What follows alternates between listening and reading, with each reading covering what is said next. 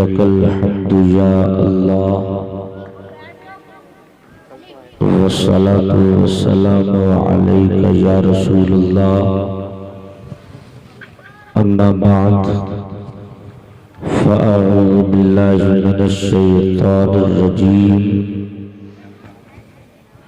बिस्मिल्लाहिर रहमानिर रहीम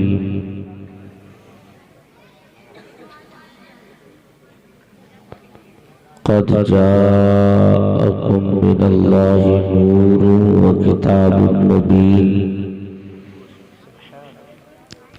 व क़ाल अल्लाहु तआला फ़ी मक़ामिन आख़र लक़द कान लकुम फ़ी रसूलिल्लाहि उस्वतुन हसनह आमनतु बिल्लाहि सदक़ल्लाहुल अज़ीम व बल्लगना रसूलुहुन नबियुल अमीनुल मुईनुल मुबीनुल मतीनुल करीम व नहनु अला ज़ालिका लमिनश शाहिदीना वश्शाकिरीना वल्हम्दुलिल्लाहि रब्बिल आलमीन। बकारी ख़ेश हैरानम अग़िस्नी या रसूलल्लाह परेशानम परेशानम अग़िस्नी या रसूलल्लाह शहाब बेकस नवाजी कुन तबीबा चारा साजी कुन मरीज़ दर्द शियानम अग़िस्नी या रसूलल्लाह सल्लल्लाहु तआला अलैहि वसल्लम। चमक तुझसे पाते हैं सब पाने वाले, मेरा दिल भी चमका दे चमकाने वाले। बरसता नहीं देख कर अब्र रहमत, बदों पर भी बरसा दे बरसाने वाले। मैं मुजरिम हूँ आका मुझे साथ ले लो, के रस्ते में है जा बजा थाने वाले। तू जिंदा है वल्लाह, तू जिंदा है वल्लाह, मेरे जिस्म आलम से छुप जाने वाले। बा आवाज़ बुलंद पूरा मजमा नबी कायनात सल्लल्लाहु अलैहि वसल्लम की बारगाह में दुरूद शरीफ का नजराने मोहब्बत पेश करने की सआदतें हासिल कर ले। अल्लाहुम्मा सल्ली अला सय्यिदना व मौलाना मुहम्मदिन व बारिक वसल्लिम सल्लु अलैहि सलातु व सलामन अलैका या रसूलल्लाह सल्लल्लाहु अलैहि वसल्लम। सरकार गौस पाक इरशाद फरमाते हैं, अगर मैं न चाहूं तो कोई भी बंदा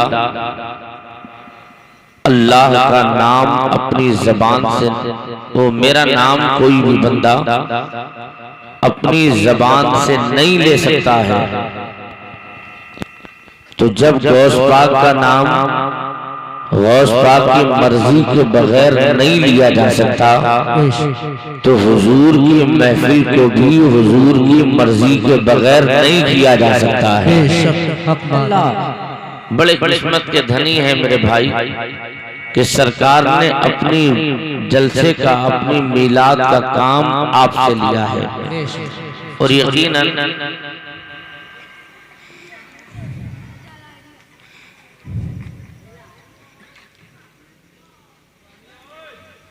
एक एक लम्हा आपका कीमती है और आप जब तक बैठेंगे तब तक आपके नामाए अमाल में नेकियां लिखी जाती रहेंगी। आज की मेरी तकरीर बुजुर्गों के लिए, खुसूसियत के साथ जवानों के लिए और मेरी माओं बहनों के लिए है। तीनों के लिए कोई ना कोई पैगाम मैं लेकर हाजिर हुआ हूं। यकीनन उस पर आप अमल कीजिएगा तो आपकी दुनिया और आखिरत दोनों आबाद हो जाएगी। सुभान अल्लाह।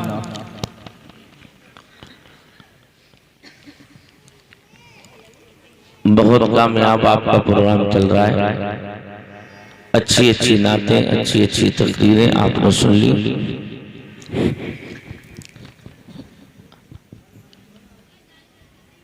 मुझसे कबल खतीब मिल्लत हज़रत अल्लामा मौलाना इकबाल साहिब क़िबला ने बहुत अच्छा बयान किया। नकीब मिल्लत हजरत मौलाना इरशाद नूरी साहिब कामयाब निकाबत फरमा रहे हैं और मद्दाह रसूल आज़म जनाब रिजवान रज़ा साहिब ने बहुत अच्छे कलाम आपको सुनाए। बहुत अच्छे अच्छे लोग यहाँ पर मौजूद हैं।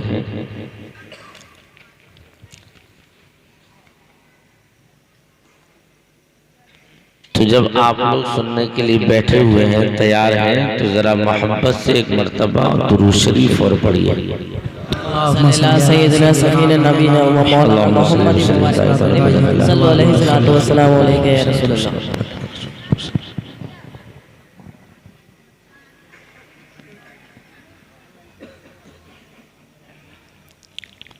सरकार इरशाद फरमाते हैं, उलमा इकराम तवज्जो रखें, जब कोई मेरा उम्मती मुझ पर रस्मन दुरूद पढ़ता है तो उसका दुरूद मेरी बारगाह में अल्लाह के फरिश्ते पहुंचाते हैं। बेशक। और जब कोई मेरा उम्मती मुझ पर दिल से दुरूद पढ़ता है तो मैं मोहम्मद उसके दुरूद को अपने कानों से सुना करता हूँ। सुभान अल्लाह, सुभान अल्लाह। अब फैसला आपके हाथ है।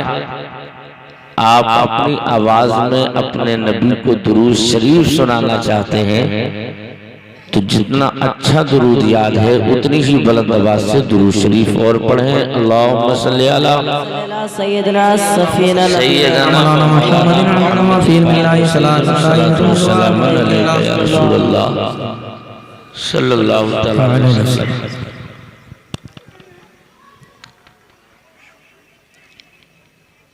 आज 11वीं रात है मुसलसल बोलते हुए, और अभी 26 रबीउल अव्वल तक मुझे मुसलसल बोलना है। सही। आवाज में मुतासिर है,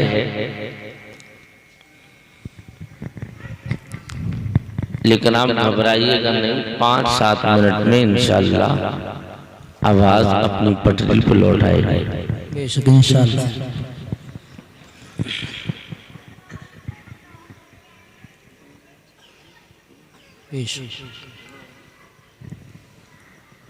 हुजूर की आमद का जलसा है। अच्छा ये बताओ, खाली मैं बोल बोल के सुनाऊं या आप भी बोल बोल के सुनेंगे? बोल बोल के सुनेंगे हैं? तो बहुत मजा आएगा इंशाअल्लाह। सरकार कौन सी तारीख को दुनिया में तशरीफ लेकर आए? जल्दी बताओ भैया। हुजूर कब पैदा हुए? 12 रबीउल। अरे ऊंचा बोलो। 12 रबीउल अव्वल। अच्छा माशाल्लाह। हुजूर रबीउल अव्वल शरीफ की 12 तारीख को दुशंबा के दिन सुबह सादिक के वक्त हजरत सैयदा आमिना खातून के मकान में तशरीफ लाए।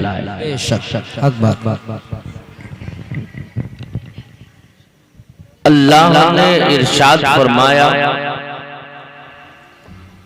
ऐ महबूब, अगर तुझे पैदा करना मकसद नहीं होता, पहले इल्म तवज्जो रखें बस, तो ना मैं जमीन को बनाता, ना आसमान को बनाता, ना चांद को बनाता, ना सूरज को बनाता,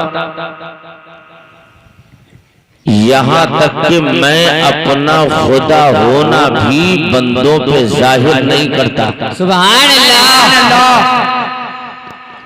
पता ये चला जमीन खुदा ने मुस्तफा के लिए बनाई है, आसमान खुदा ने मुस्तफा के लिए बनाया है, सुभान अल्लाह। चांद खुदा ने मुस्तफा के लिए बनाया है, सूरज खुदा ने मुस्तफा के लिए बनाया है।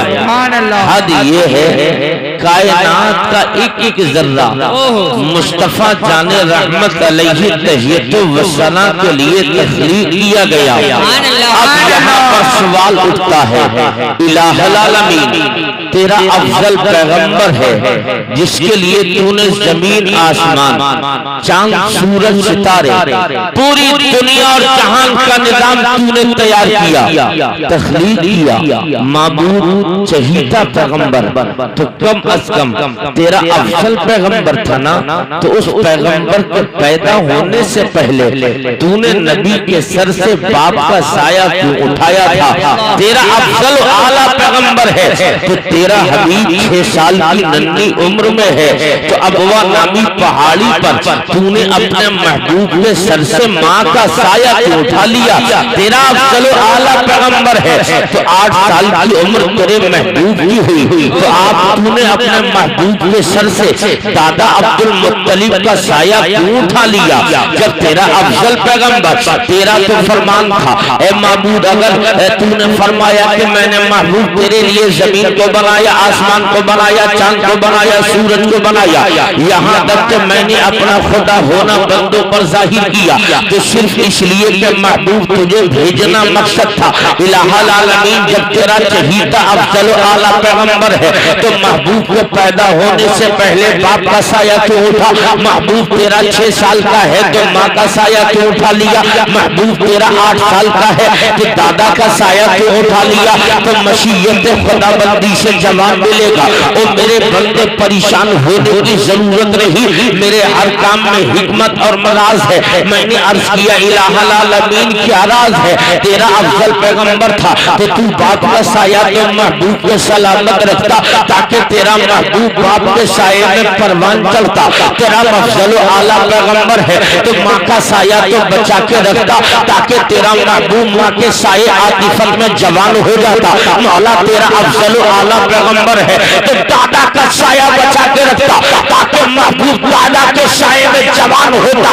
लेकिन मौला तेरा महबूब पैदा भी न हुआ, बाप का साया पहले ही था, तेरा नबी 6 साल का हुआ, माँ का साया हुआ नहीं उठा, तेरा नबी 8 साल का हुआ, मक्के में दादा का साया उठा, आखिर लाश का तो खुदा की मशीयत ने जवाब दिया, तो मेरे बंदे वजह ये है अगर मेरे नबी का बाप जिंदा होता तो मुमकिन था महबूब का दूसरा भाई पैदा होता, और जब दूसरा भाई पैदा होता तो कल बड़े होगा वो मेरे हबीब से बड़ा भाई कहकर आवाजें देता, तो मेरी रहमतों ने कमारा न किया कोई महबूब से बड़ा भाई कहने वाला पैदा हो जाए। तो मैंने अर्ज किया मौला जब ऐसा तेरा अब मामला है तो कम अज कम माँ का साया तो रहना चाहिए था, दादा का साया तो रहना चाहिए था, लेकिन तूने दादा का भी साया उठाया, तूने माँ का भी साया उठाया। तब मशीयत से जवाब मिला, ए मेरे बंदे तुझे मालूम नहीं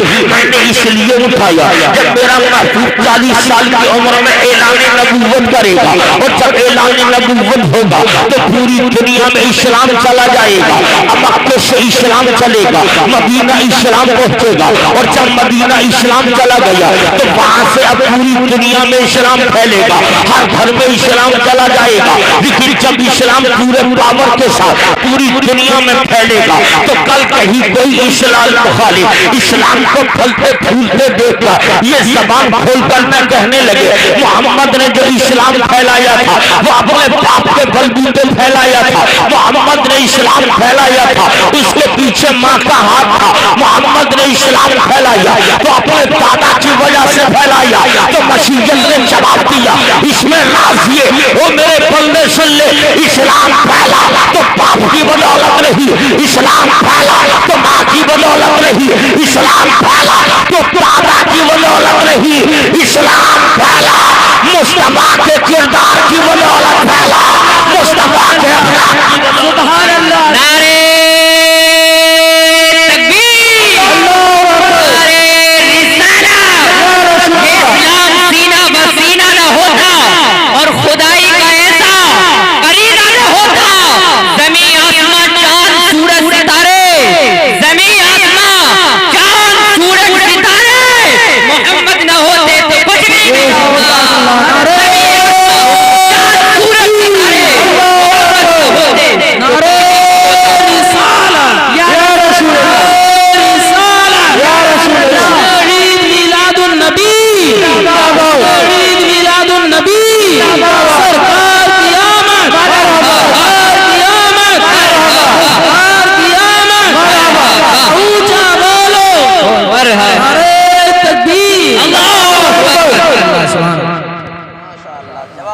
इस्लाम फैला मुस्तफ़ा के अखलाक की बदौलत फैला, अल्लाह सुभान किरदार की बदौलत फैला।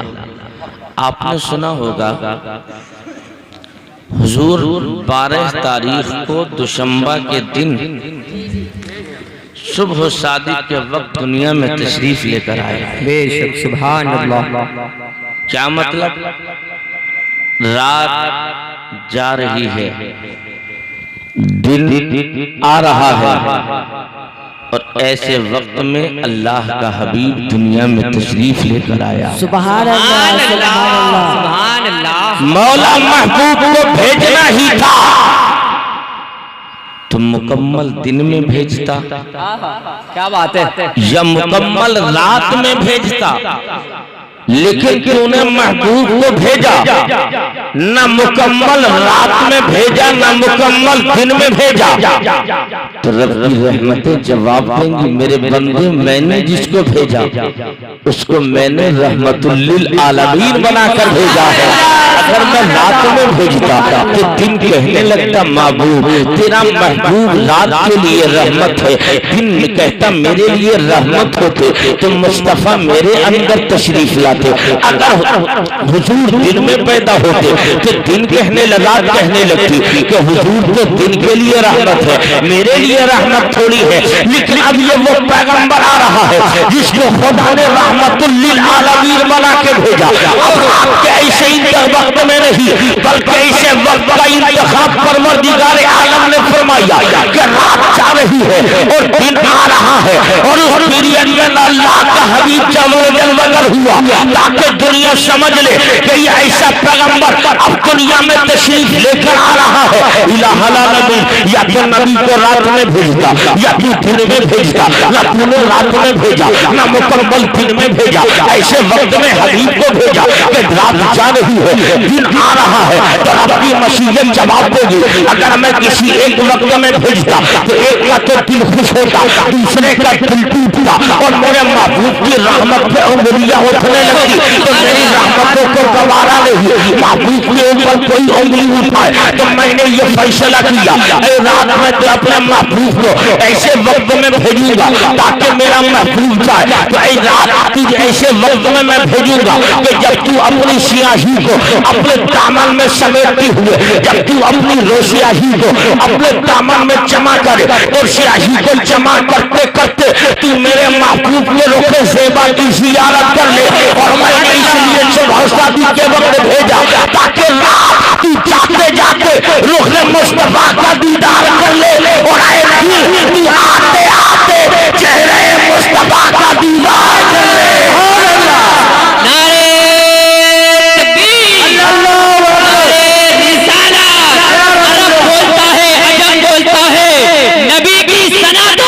सनम बोलता है और मोहम्मद ना होते तो कुछ भी ना होता, ये मेरे आला हजरत का कलाम बोलता है।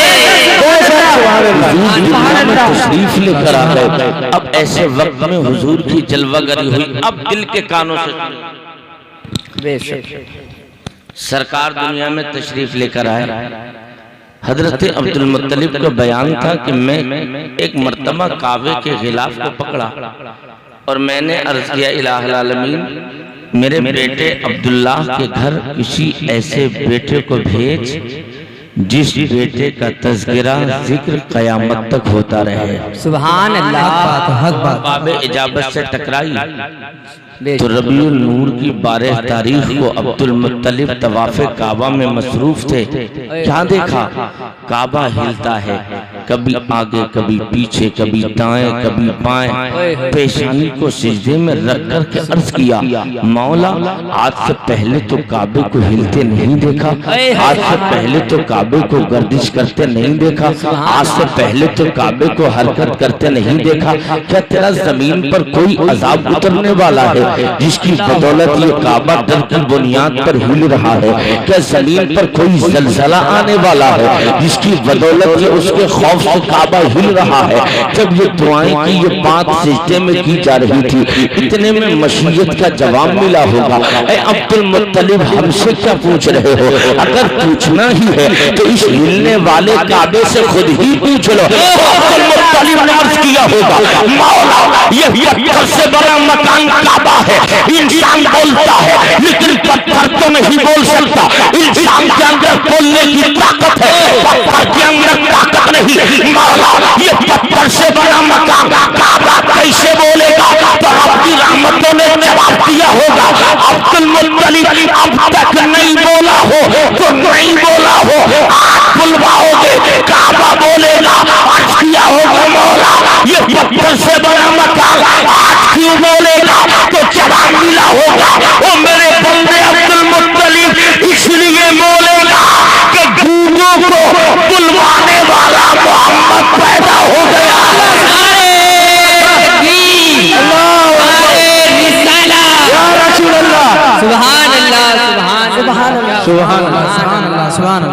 पत्थरों को बुलवाने वाला मोहम्मद आ गया है। हजरात, अब मेरे आका दुनिया में दिलवगर हो गए। अब तवज्जो हाजिर रखिएगा, इधर मुस्तफा ने दुनिया में तशरीफ लाना था। ऐसे वक्त में हुजूर आ रहे हैं। मैं कहना चाहता हूँ, ये वो दौर है जिस जमाने के अंदर लड़कियां अगर मक्के में पैदा होती तो लोग अपनी बेटियों को जिंदा दफन किया करते थे। यानी लड़कियों को पहले जमाने में लोग जो है नहूसत तस्वुर करते।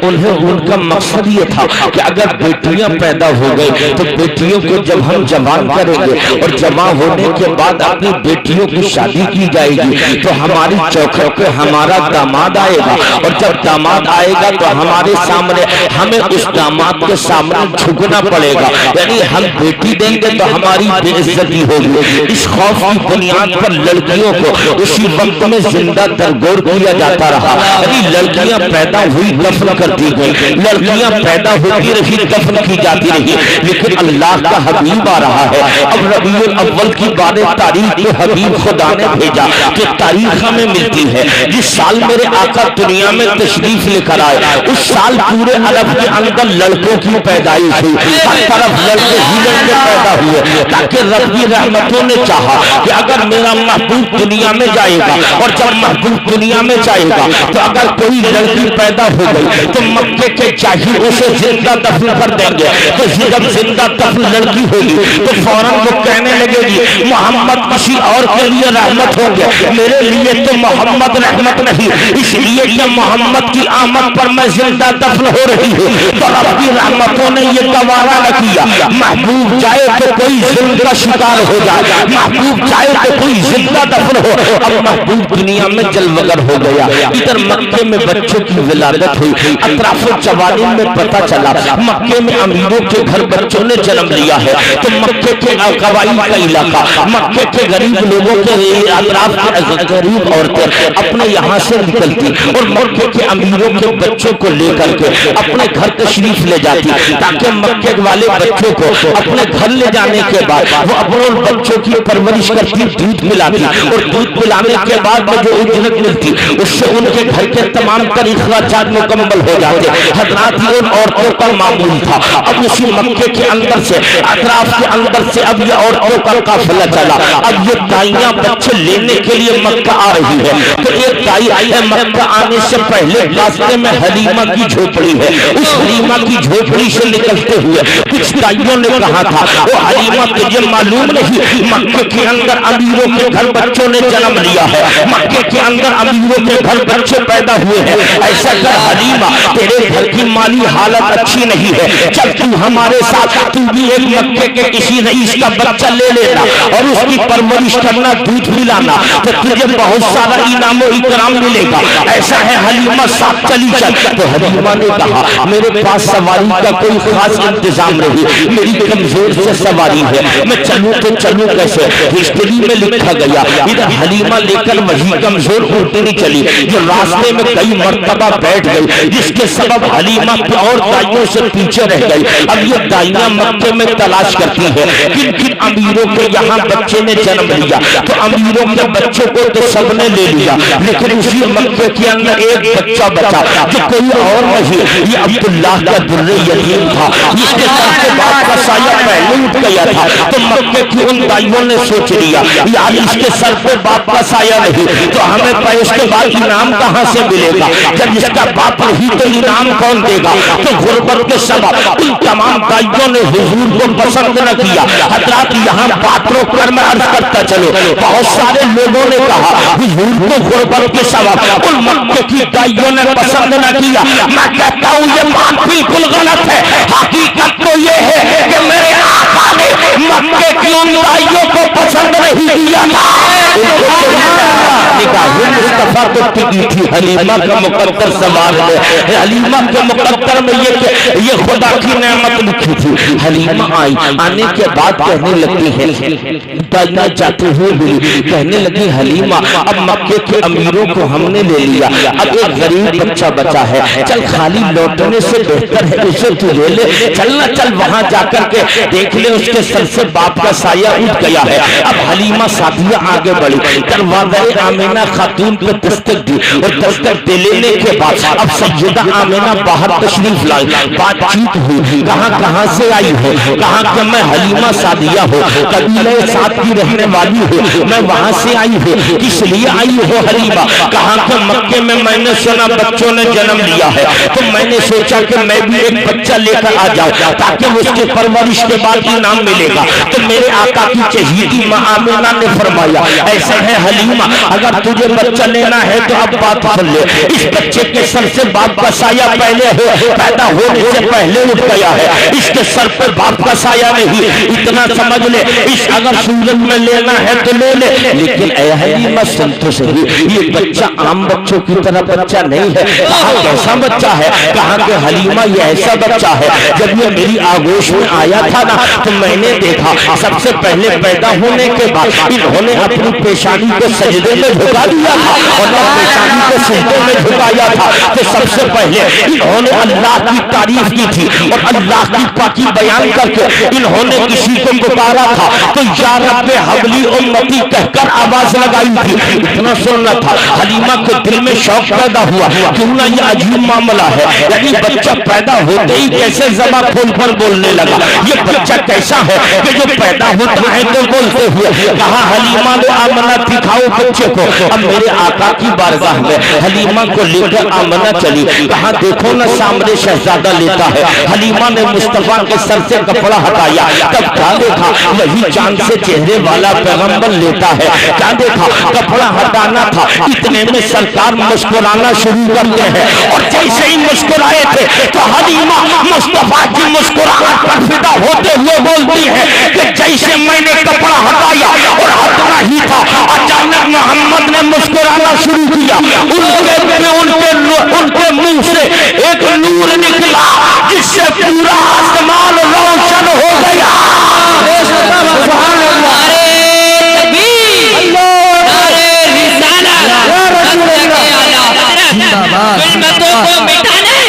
सब बोले नबी आ रहे हैं, जुल्मतों को मिटाने नबी आ रहे हैं। अरे पूरा मजमा नबी की मोहब्बत में बोले जुल्मतों को मिटाने, जुल्मतों को मिटाने, जुल्मतों को मिटाने, सबको गमों से बचाने और जिंदा जिंदा दफन होती थी बेटियां, बेटियों को बचाने, बेटियों को बचाने। नारे सुभान अल्लाह, माशाअल्लाह, बहुत जवाब नहीं है हज़रत, बहुत अच्छा बयान था। हलीमा सादिया बयान करती है। अच्छा ये बताओ बातें समझ में आ रही हैं आपके, आ रही हैं सबके? तो जरा हाथ उड़ा के बोलो या रसूल अल्लाह और अल्लाह के बोलो सुभान अल्लाह। हुजूर को जब हलीमा सादिया ने देखा दिल की दुनिया बदल गई, सोचने लगी दौलत मिले न मिले लेकिन बच्चा बहुत लाजवाब मिल गया है। दायां बायां पिस्तान दोनों में से एक पिस्तान आपने पेश किया, हुजूर ने एक कबूल किया दूसरा छोड़ दिया। एक कबूल किया, दूसरा छोड़ दिया, और जब दूसरा छोड़ा, मुर्रिखीन लिखते हैं उस वक्त में हलीमा के यहाँ एक बच्चा दूध और पी रहा था। अगर हुजूर दोनों पिस्तान पे अपना मुंह लगा देते और दोनों से हुजूर दूध पी लेते तो जो दूसरा बच्चा दूध पी रहा था उसका हक मारा जाता। सरकार ने पैदा होकर के जमाने को बताया, मैं जो दुनिया में आया हूँ ये हक मारने के लिए नहीं, लोगों को हक समझाने के लिए आया हूँ। सुभान अल्लाह। आए मेरे मुस्तफा। हलीमा ने बोलिया, बातचीत की, प्यार किया, लेके चली। जैसे ही हलीमा सादिया ऊँटनी पे सवार हुई, वही कमजोर ऊँटनी है जो आते आते कई मर्तबा बैठ गई, मगर जब हलीमा हुजूर को लेके बैठी, वही कमजोर ऊँटनी तेज रफ्तारी के साथ आगे बढ़ती हुई चली जा रही है। सुभान अल्लाह। के साथ पहले आई थी वो दाइयां आगे निकल गई थी। चंद ही देर में, चंद मिनटों में हलीमा ने उन दाइयों को पीछे किया, आगे बढ़ गई। तो तमाम दाइयां कहने लगती हैं, ओ हलीमा ये तो बता, जब तू आई थी तो तेरी ऊँटनी इतनी कमजोर, आते आते कई जगह बैठ गई, लेकिन हलीमा ये बता, जब तू जा रही है तो हम सबको पीछे छोड़ दिया, क्या तूने सवारी को बदल लिया? तो हलीमा सादिया ने कहा, वो साथ में आने वाली दाइयों, अलबत्ता सवारी तो नहीं बदली, अब सवार बदल गया है। सवार बदल गया है। पहले मैं आ रही थी, अब मैं नहीं। ये बरकत वाला बच्चा जब से लिया है ना, हर चीज में तवानाई आ गई है। हलीमा का बयान था, मैं अपने घर पहुंच गई। मेरे घर के जो बच्चा बकरियां थी जिन्होंने दूध देना बंद कर दिया था, और जैसे ही मैं हुजूर को लेके गई तो मेरी बेवसम बकरियां दूध देना शुरू कर देती है। जिन सूख चुके थे उन बकरियों के थनों में दूध आ गया। मेरे घर में बरकतें ही बरकतें रहने लगी, और मेरी बकरियां इतना दूध देती, जो पड़ोस के बच्चे बकरियां चराने के लिए जाते तो उनकी बकरियां इतना दूध नहीं देती जितनी बकरियां मेरी बकरियां दूध दिया करती है। इतना देखना था। तो पड़ोस की दाइयों ने कहा, ऐसा है हलीमा, अपने बच्चों से कहा, ऐसा है बच्चों तुम भी अपनी बकरियां वहीं चराया करो जहाँ पे हलीमा की बकरियां चलने जाती है।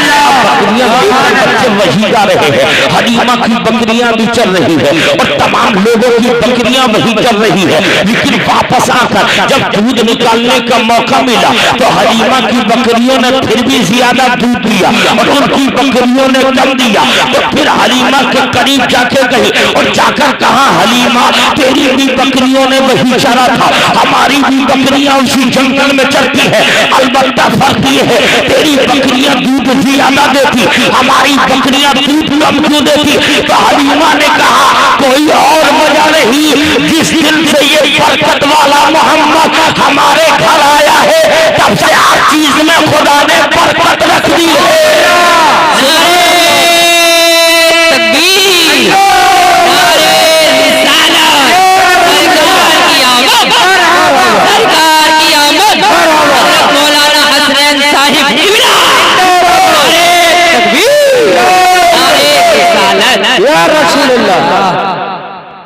अब एक दिन ऐसा हुआ, हलीमा सादिया का वो मक्के का माहौल, गुर्बत इतनी गरीबी थी कि वहां पे लोग जब चिराग जलाते ना, आज से 40-50 साल पहले का अपने बुजुर्गों के जमाना सुनो, तो उनका भी यही मामूल रहा होगा।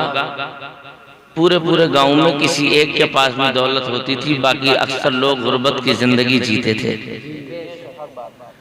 वो मक्के का दौर, तेल किसी के यहाँ पर, किसी के यहाँ होता था जी।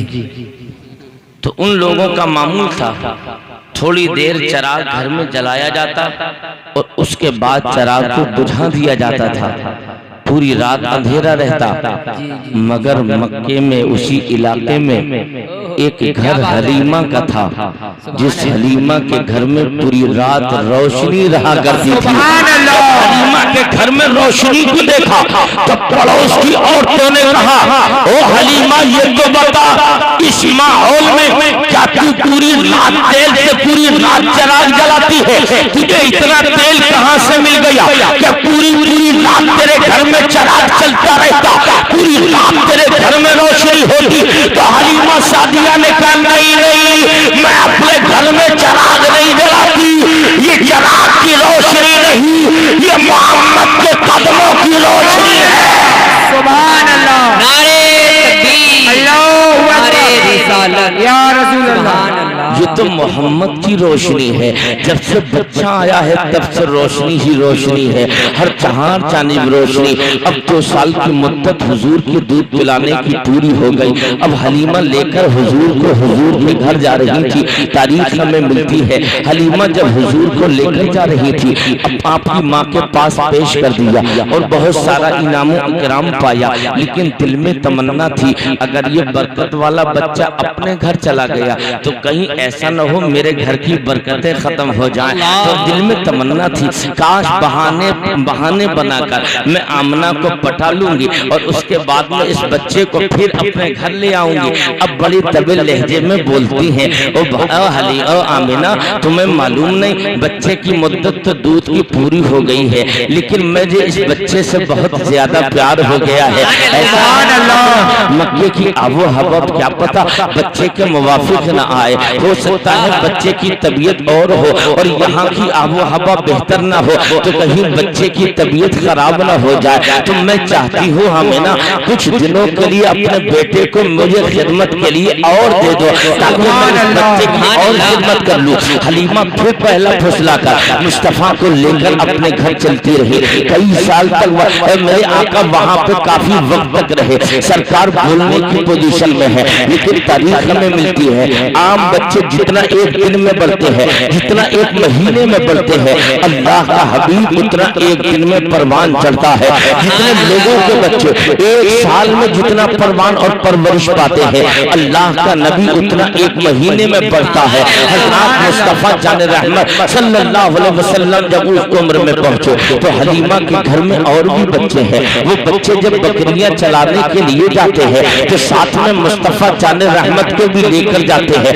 लेकिन एक मर्तबा हुजूर को बुखार की अलालत थी और सरकार अपने घर में हलीमा के घर आराम फरमाते, तो मेरे आका की तबीयत कुछ खराब थी, लेकिन दिल चाहता था कि हम भी बकरियां अपने भाई के साथ लेकर के जाएं और हम भी साथ में बकरियां चराएं। मेरे आका ने हलीमा से कहा, ओ अम्मी हलीमा, हमें भी बकरियां चराने के लिए जाना है, हमें भी बकरियां चराने के लिए भेज दो। तो हलीमा सादिया ने कहा, बेटे नहीं, तुम्हारा काम बकरियां चराना थोड़ी है, तुम बकरियां चराने के लिए नहीं आए हो। मुझे डर इस बात का है कि कहीं कोई तुम्हें पकड़ के न ले जाए। मोहम्मद तुम जाओगे ना तो हम तुम्हारे घर वालों को जवाब क्या देंगे? तुम्हें देखकर लोग तुम पर फरेफ्ता हो जाते हैं, कहीं कोई तुम्हें पकड़ के न ले जाए। लेकिन कई दिन तक हुजूर मुस्तफा जान रहमत अलैहि तहियत वसना जंगल न गए। हलीमा के दूसरे बेटे जंगल जगह और बकरियां चराते रहे, लेकिन कई दिन तक जंगल जाते जाते मुस्तफा जंगल न पहुंचे थे। तो जंगल में जब हुजूर जाते तो जंगल के चरिंदे परिंदे, जंगल के जानवर हुजूर के चेहरे का दीदार कर लेते थे। लेकिन जब कई दिन हो गए हुजूर जंगल में तशरीफ न लेकर गए तो जंगल के जानवरों ने आपस में मशवरा किया, देखो ना हलीमा का बेटा आ रहा है और ये बेटा जो हलीमा का आ रहा है, चलो आज इसकी बकरी को छोड़ा दो, इसकी बकरी चुरा लो और चुराने के बाद लेकर के अपने साथ में रखेंगे। और जब इसका हलीमा का बेटा रोता बिलखता घर जाएगा तो जब बिलखता जाएगा तो जब हलीमा सादिया को बताएगा तो साथ में मोहम्मद छुड़ाने के लिए तशरीफ ले आएंगे। इसी बहाने नबी का चेहरा देखने मिल जाएगा। अब ऐसा ही हुआ, इधर हलीमा के बेटे ने बकरियों को चराने के लिए ले गए। अब जंगल से जानवरों का दस्ता निकला, उस जंगल के जानवरों में से एक शेरों ने बीच में हलीमा की बकरी को लिया रख लिया और पूरे बीचों बीच हलीमा की बकरी को कान पकड़ कर ले गए और ले जाने के बाद इधर हलीमा के बेटे रोते तड़पते बिलखते घर आ गए और आने के बाद में अर्ज किया था, वो अम्मी हलीमा गजब हो गया, आज हमारी सबसे ज्यादा दूध देने वाली बकरी को जंगल का शेर ले गया। हलीमा ने सुना तो गुर्बत के सबब रोने बिलखने तड़पने लगी। तो मेरे आका कहने लगते हैं, माँ हलीमा रोने की बिल्कुल जरूरत नहीं है, आप किस वजह से रो रही है? कहा बेटे मोहम्मद पता नहीं, आज तो सबसे ज्यादा दूध देने वाली बकरी को शेर ले गया। तो मेरे आका ने फरमाया, वो मेरी प्यारी माँ हलीमा परेशान ना हो, ले गया है तो क्या हुआ, छुड़ाने वाला मोहम्मद तेरे पास में खड़ा हुआ है।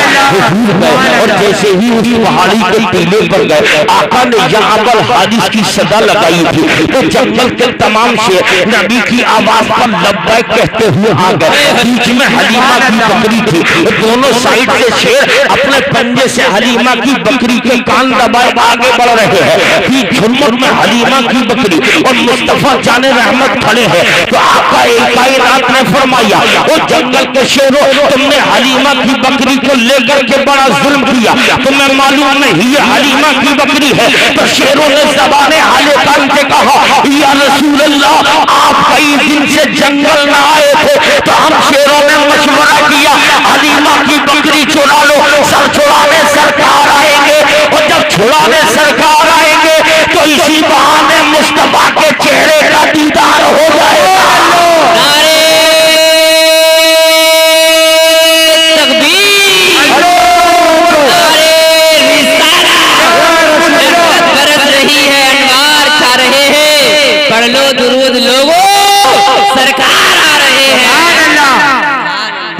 सुभान अल्लाह। सरकार सल्लल्लाहु अलैहि वसल्लम की मुद्दत रज़ात मुकम्मल हुई। अब जहन हाजिर रखिए पेश भाईजान, सुकून से 6 साल की उम्र शरीफ हो गई हुजूर की। कितने? 6। ऊंचा बोलो, कितने? 6 साल। जब हुजूर 6 साल के हुए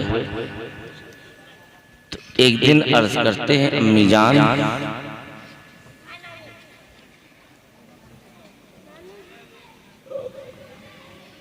सब बच्चे अपने बाप की उंगलियां पकड़ के खेलते हैं, क्या बात है? अम्मी हमारे वालिद कहाँ हैं? अल्लाह। बच्चे की जब ये सदा आमिना के दिल से लगी, आंखों से आंसू निकले। इरशाद फरमाया, बेटे मोहम्मद तुम माँ के पेट में थे, 3 साढ़े 3 महीने के तुम थे माँ के पेट में। अल्लाह। उस वक्त में अल्लाह ने तुम्हारे बाप को उठा लिया। अल्लाह। अर्ज करते हैं, माँ हुजूर उठ के वालिद को उठा लिया? हाँ। कहा कि उनकी कब्र का कोई पता सिरा है?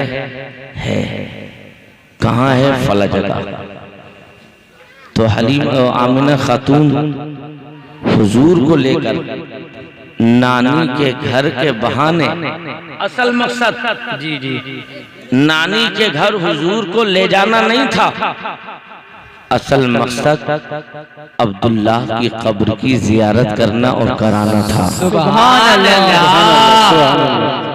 अल्लाह। साथ में उम्मे ऐमन है, चली गई। जब हुजूर नानी के घर से वापस आ रहे थे,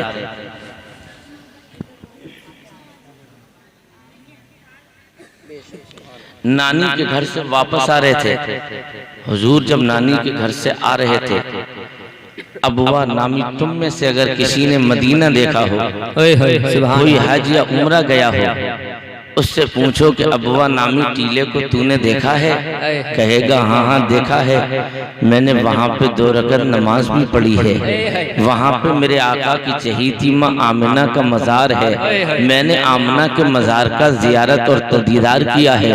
वो आमिना उसी अबुआ नामी पहाड़ी के करीब आकर तबीयत बिगड़ती है, आमिना की तबीयत खराब हो गई। हुजूर फरमाते हैं, मेरी माँ उसी पहाड़ी पर उसी नंगे पत्थरों पर मक्के की वो गर्मी, मक्के की वो पथरीली जमीन और वो मक्के का सूरज, इस कदर के वहां पे चप्पल पहनकर चलना तो मुश्किल, वहां पे बगैर बिस्तर के पत्थर पे लेटना कितना कठिन होगा।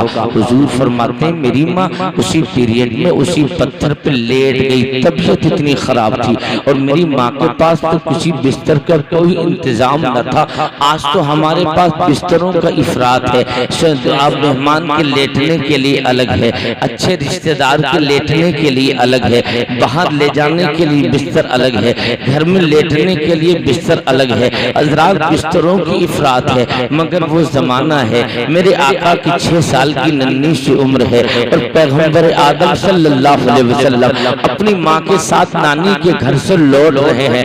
अपने घर से 300-350 किलोमीटर की दूरी पर है, घर भी दूर है, नानी का घर भी दूर है, बीचों बीच मेरे आका हैं और वहाँ अबुआ नामी टीले पर माँ की तबीयत खराब हुई तो सर के नीचे लगाने के लिए तकिया नहीं था। ए मुसलमानों, आज तुम्हें पला पलाया इस्लाम मिल गया जिसकी बदौलत तुम्हें किसी चीज का कोई एहसास नहीं है। ए मुसलमानों, तुम्हारे पला पलाया इस्लाम मिल गया। ये इस्लाम तुम तक कितनी मुसीबतों से आया है। इसी इस्लाम के लिए हुजूर ने हुजूर ने 1000 से ज्यादा दिनों तक शेब अबी तालिब में कैद बंद की शौबतों को बर्दाश्त किया है। इस इस्लाम को तुम तक पहुंचाने के लिए हुजूर के बदन शरीफ पर ऊँटों की ओझड़ियां नमाज में डाली गई है। तुम तक इस्लाम पहुंचाने के लिए हुजूर अलैहिस्सलाम ने खंदकों को और अपने पेट पर कई दिन धूप की वजह से पत्थरों को बांधा है। तुम्हें मालूम नहीं ये वही इस्लाम है। इसको पहुंचाने के लिए हुजूर ने अपने दंदाने मुबारक को उहुद के मैदान में शहीद करवाया था। ये वही इस्लाम है जिसकी वजह से मुस्तफा का खानदान करबला में कट गया था। आज तुम्हें पला पलाया इस्लाम मिल गया जिसकी बदौलत तुम्हें किसी चीज का एहसास नहीं। अजान मस्जिद में होती है तो तुम्हें एहसास नहीं कि कब अजान हो गई, कहाँ पे कुरान पढ़ा जा रहा है, तुम्हें इस चीज का एहसास नहीं। तुम मिलाद के जलसे में बैठने को तुम्हारा दिल नहीं लगता, मगर वो खुदा का प्यारा पैगंबर तुम्हें कहाँ कहाँ याद कर रहा है, तुम्हें किन किन मोड़ पर याद कर रहा है। हुजूर दुनिया में तशरीफ लेकर आते हैं तो उम्मत को याद करते हैं। हुजूर मेराज में जाते हैं तो हम गुनहगारों को याद करते हैं। आका इरशाद फरमाते हैं मेरी माँ की तबीयत उस पहाड़ी पे बिगड़ी थी तो मैं अपनी माँ के सामने था और माँ मेरी सामने थी। माँ मुझे देखती है और मैं माँ को देखता हूँ। अचानक देखते देखते मेरी माँ की आंखों में आंसू आ गए। जैसे ही माँ की आंखों में आंसुओं का आना था, बच्चों की फितरत ये है जब माँ रोती है तो बच्चा भी माँ को रोते देख करके रोने लगता है। सरकार फरमाते मैं भी रोते रहा, लेकिन हजरात जब सरकार ने ऐलान नबूवत कर दिया, जब मेरे आका मस्जिद नबवी शरीफ में है, सहाबा का झुरमुट है, सरकार ने मगरिब की नमाज पढ़ा दी। उन नमाज मगरिब के बाद अल्लाह का हबीब मस्जिद में बैठ गया मुसल्ले पर। उन मुसल्ले पर बैठे हैं तो सहाबा का भी मामूल था, जिन सहाबियों के घर करीब होते वो मगरिब पढ़ के घर चले जाते, जिन सहाबा के घर दूर होते वो वही नमाज पढ़कर ठहर जाते।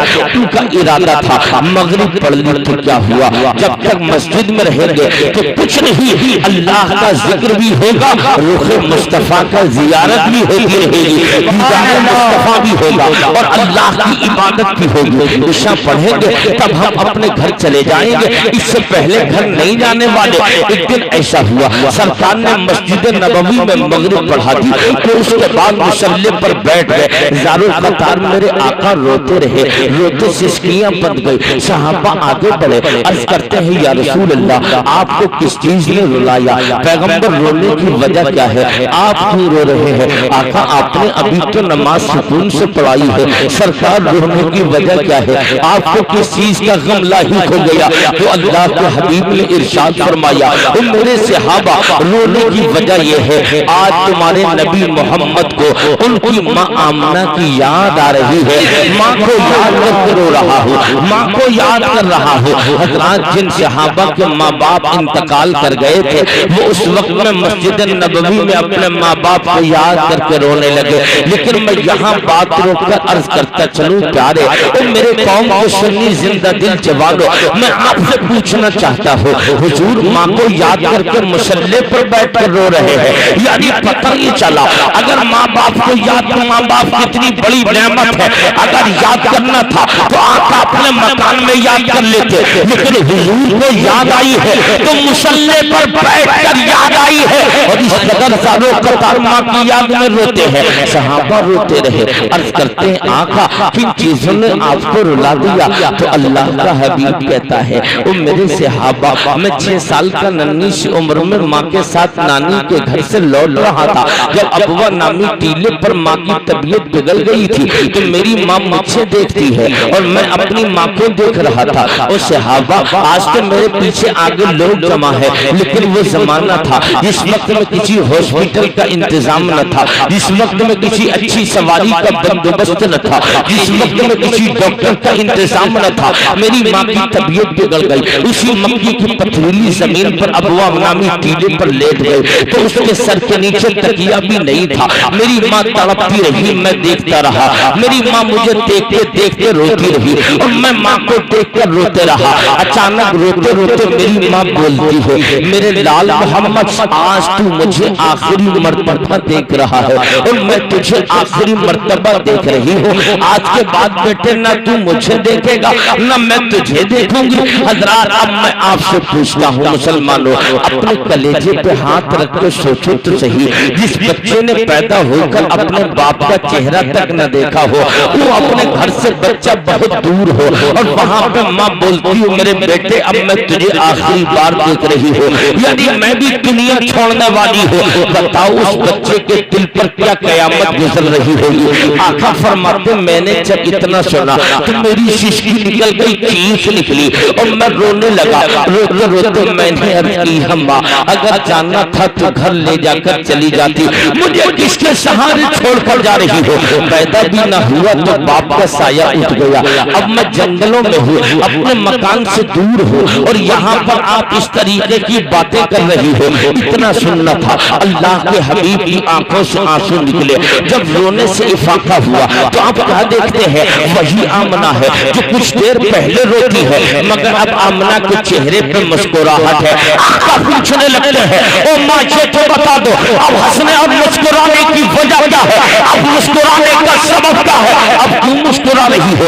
तो फौरन आमिना ने कहा, ओ बेटे मैं इसलिए मुस्कुरा रही हूँ कि मैंने तेरे जैसा हसीन फर्जंद को जन्म दे दिया है। मुस्कुराने की वजह क्या है? तो मेरे आका ने कहा, मुस्कुराने की वजह तो बता दो। इसलिए कि जब माएँ दुनिया छोड़ती है उनके दिलों में बहुत सारे अरमान होते हैं। कभी अरमान होता कि मेरा बच्चा जवान होगा और जवान होने के बाद बेटे की शादी करके चांद सी दुल्हन लेकर घर में आऊंगी और जब घर में दुल्हन आएगी उसके बाद मेरे गुलशन में फूल खिलना शुरू होंगे, मेरा घर जन्नत निशा बन जाएगा, जन्नती महल बन जाएगा। हज़रात, बेशुमार सपने माओं के दिल में होते हैं, लेकिन माँ ये तमाम सपनों को तफसीने में दफन करके जा रही हो। लेकिन मुस्कुराने की वजह तो बता दो। तो मेरे आका से इरशाद फरमाती है, बेटे मोहम्मद तुझे पता नहीं, ये दुनिया है, इसमें हर नई चीज को एक दिन पुराना होना है, जो आया है वो चला जाएगा, हर नई चीज को पुराना होना है। लेकिन बेटे मोहम्मद मुस्कुरा इस बुनियाद पर रही हूँ, मुस्कुराने की वजह यह है कि मैंने अपनी कोख से तेरा जैसा हसीन बेटे को जन्म दिया और बेटे मेरी निगाह देख रही है। ओ मेरे लाल, तेरा भी जिक्र कयामत तक होता रहेगा, मेरा भी जिक्र कयामत तक होता रहेगा।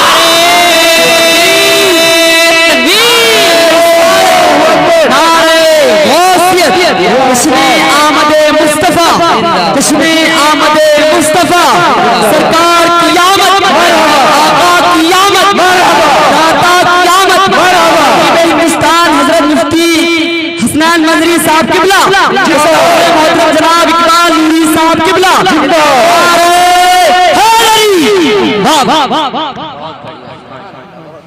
सरकार की माँ का वहाँ इंतकाल हो गया। जैसे हुजूर, अब मुझे आप बताओ ईमानदारी से मुसलमानों,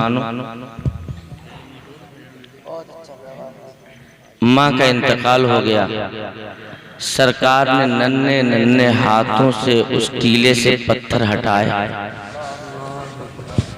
पत्थरों को हटाना था और उन्हीं काले पत्थरों के नीचे हुजूर की माँ को लिटा दिया गया। उम्मे ऐमन बयान करती हैं, हम दफन के बाद आगे बढ़े। एक मकाम पर जब हम ठहरे थे तो देखा कि बच्चा मोहम्मद हमारे पास नहीं है। जब हमने मोहम्मद को नहीं पाया तो हम देखने लगे कि हम अब्दुल मुत्तलिब को क्या जवाब देंगे। जवाब क्या दिया जाएगा? बच्चा गया तो गया कहाँ? अब दौड़ी दौड़ी आगे बढ़ी उम्मे ऐमन। उनका बयान था कि मैं आगे बढ़ी तो शहजादे मोहम्मद के गुजरने की खुशबू मुझे मिल गई। मैं उसी खुशबू के सहारे आगे बढ़ती गई और उसी खुशबू के सहारे सहारे मैंने देखा मोहम्मद आमना की कब्र से सरहाने बैठकर अपनी माँ से बातें कर रहे हैं। एक बातचीत बेटा अपनी माँ से कर रहा है। अब मेरे आका ने इरशाद फरमाया, सहाबा रोने की वजह यह है आज मेरे पास सारी चीजें हैं, लेकिन सहाबा अब मेरे पैगंबर ने माँ बाप का एहतराम करते हुए बताया।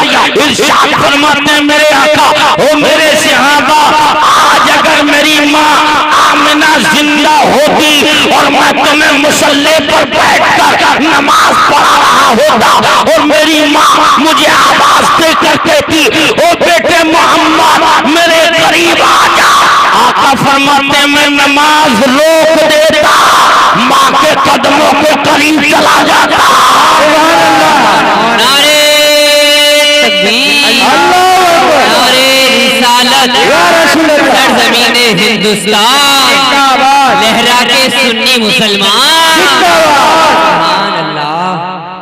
मैं नमाज, लेकिन ऐ मेरे भाई अब हमारा दस्तूर क्या है? जलसे का अब मकसद पे आ जाइएगा। हमारा मामूल क्या है? हमारा तो सिस्टम ये बन गया है, हम अपने जब माँ बाप बूढ़े हो जाएं तो हमें अपने माँ बाप अच्छे नहीं लगते, हमें अपने माँ बाप की बोलियां अच्छी नहीं लगती। कभी कभी तुम हमने तो यहाँ तक देखा है, अगर बाप कुछ बोलता है बेटा फौरन उनकी जबान पकड़ के कहता है, बाप तुम बोलते क्या हो?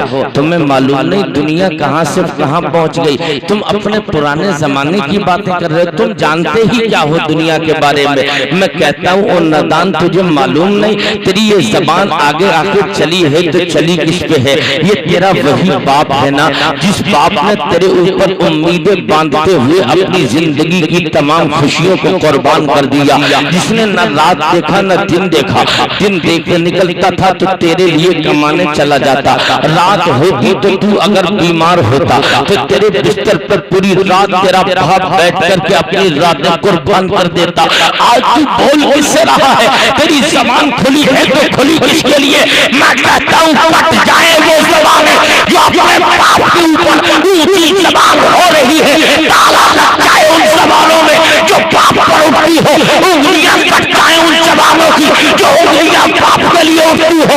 आका ने इरशाद फरमाया था, मेरे आका ने फरमाया अगर जिससे इसका बाप राजी उससे खुदा राजी, जिससे जिसकी माँ राजी उससे उसका खुदा राजी।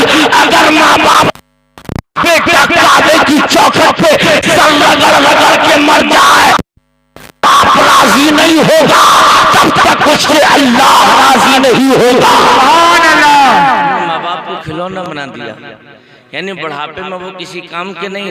नहीं, ये माँ बाप हैं, जब तक ये रहते हैं खुद घर में ऑटोमेटिक बरकतें अतरा करती है। सुभान अल्लाह। नहीं है, लेकिन जीते जी एहसास नहीं, बाद मरने के तुझे एहसास होगा। जीते जी कभी तू अपने माँ बाप को 2 सेब के कतरे न खिला सका, और जैसे ही तीजे की फातिहा हुई तो ढेर सारी चीजें लाकर कहता है मेरे अब्बा को केला भी पसंद था, मेरे बाप को सेब भी पसंद था, मेरे अब्बा को मुर्गे की फ्राई भी पसंद थी, मेरे बाप को कोफ्ते भी पसंद थे, मेरे अब्बा को बिरयानी भी पसंद थी। मैं कहना चाहता हूँ वो गैरतमंद बेटे, अगर तुझे खिलाना ही था तो जीते जी तेरा बाप तेरे हाथ से 2 कतरे सेब के लिए तुझे तो कपड़े सेब के मैसर न हुए, आज तू जमाने को दिखाने के लिए ये तमाम इंतजाम कर रहा है। मैं कहता हूँ अब इंतजाम मत कर, अगर इंतजाम करना था तो अगर तू 2 सेब के कपड़े अगर बाप को जिंदगी में खिलाता और खिलाने के बाद तेरा बाप तेरे लिए हाथ उठाकर दुआ करता तो अल्लाह तेरी उम्र में और तेरी कमाइयों में बरकतें अता फरमा देता। सुभान अल्लाह, तकबीर, हमारे रिसालत के आला हजरत जश्न ईद मिलादुन नबी, जश्न ईद मिलादुन नबी जिंदाबाद। हुजूर की उम्र शरीफ, सरकार की उम्र शरीफ 18 साल से ज्यादा हो गई, 25 साल के करीब पहुंच गए मेरे मुस्तफा। खत्म कर दूं अब तो जरा मोहब्बत से बोलो सुभान अल्लाह। कितनी उम्र शरीफ हो गई हुजूर की? 25 साल। 25 साल हो गई हुजूर की उम्र शरीफ।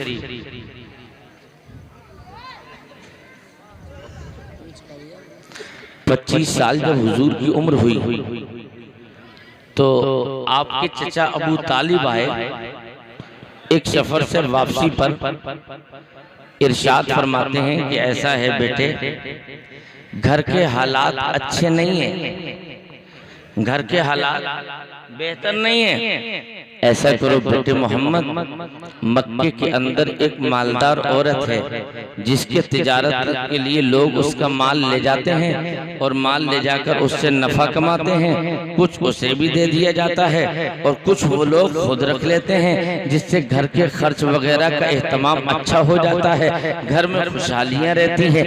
ऐसा है भतीजे, मैं तुझे मशवरा देता हूँ, चल तू भी उसी औरत के यहाँ पर चला चल, उस मलका के यहाँ चला जा और तू उसके तिजारत का माल लेकर चला जा। और जाने के बाद जब तू तिजारत का माल लेकर जाए ना बेटे, तो ऐसा है उससे जो तुझे नफा मिलेगा, आधा नफा तू उस औरत को दे देना जिसका माल है और आधा नफा तू खुद रख लेना।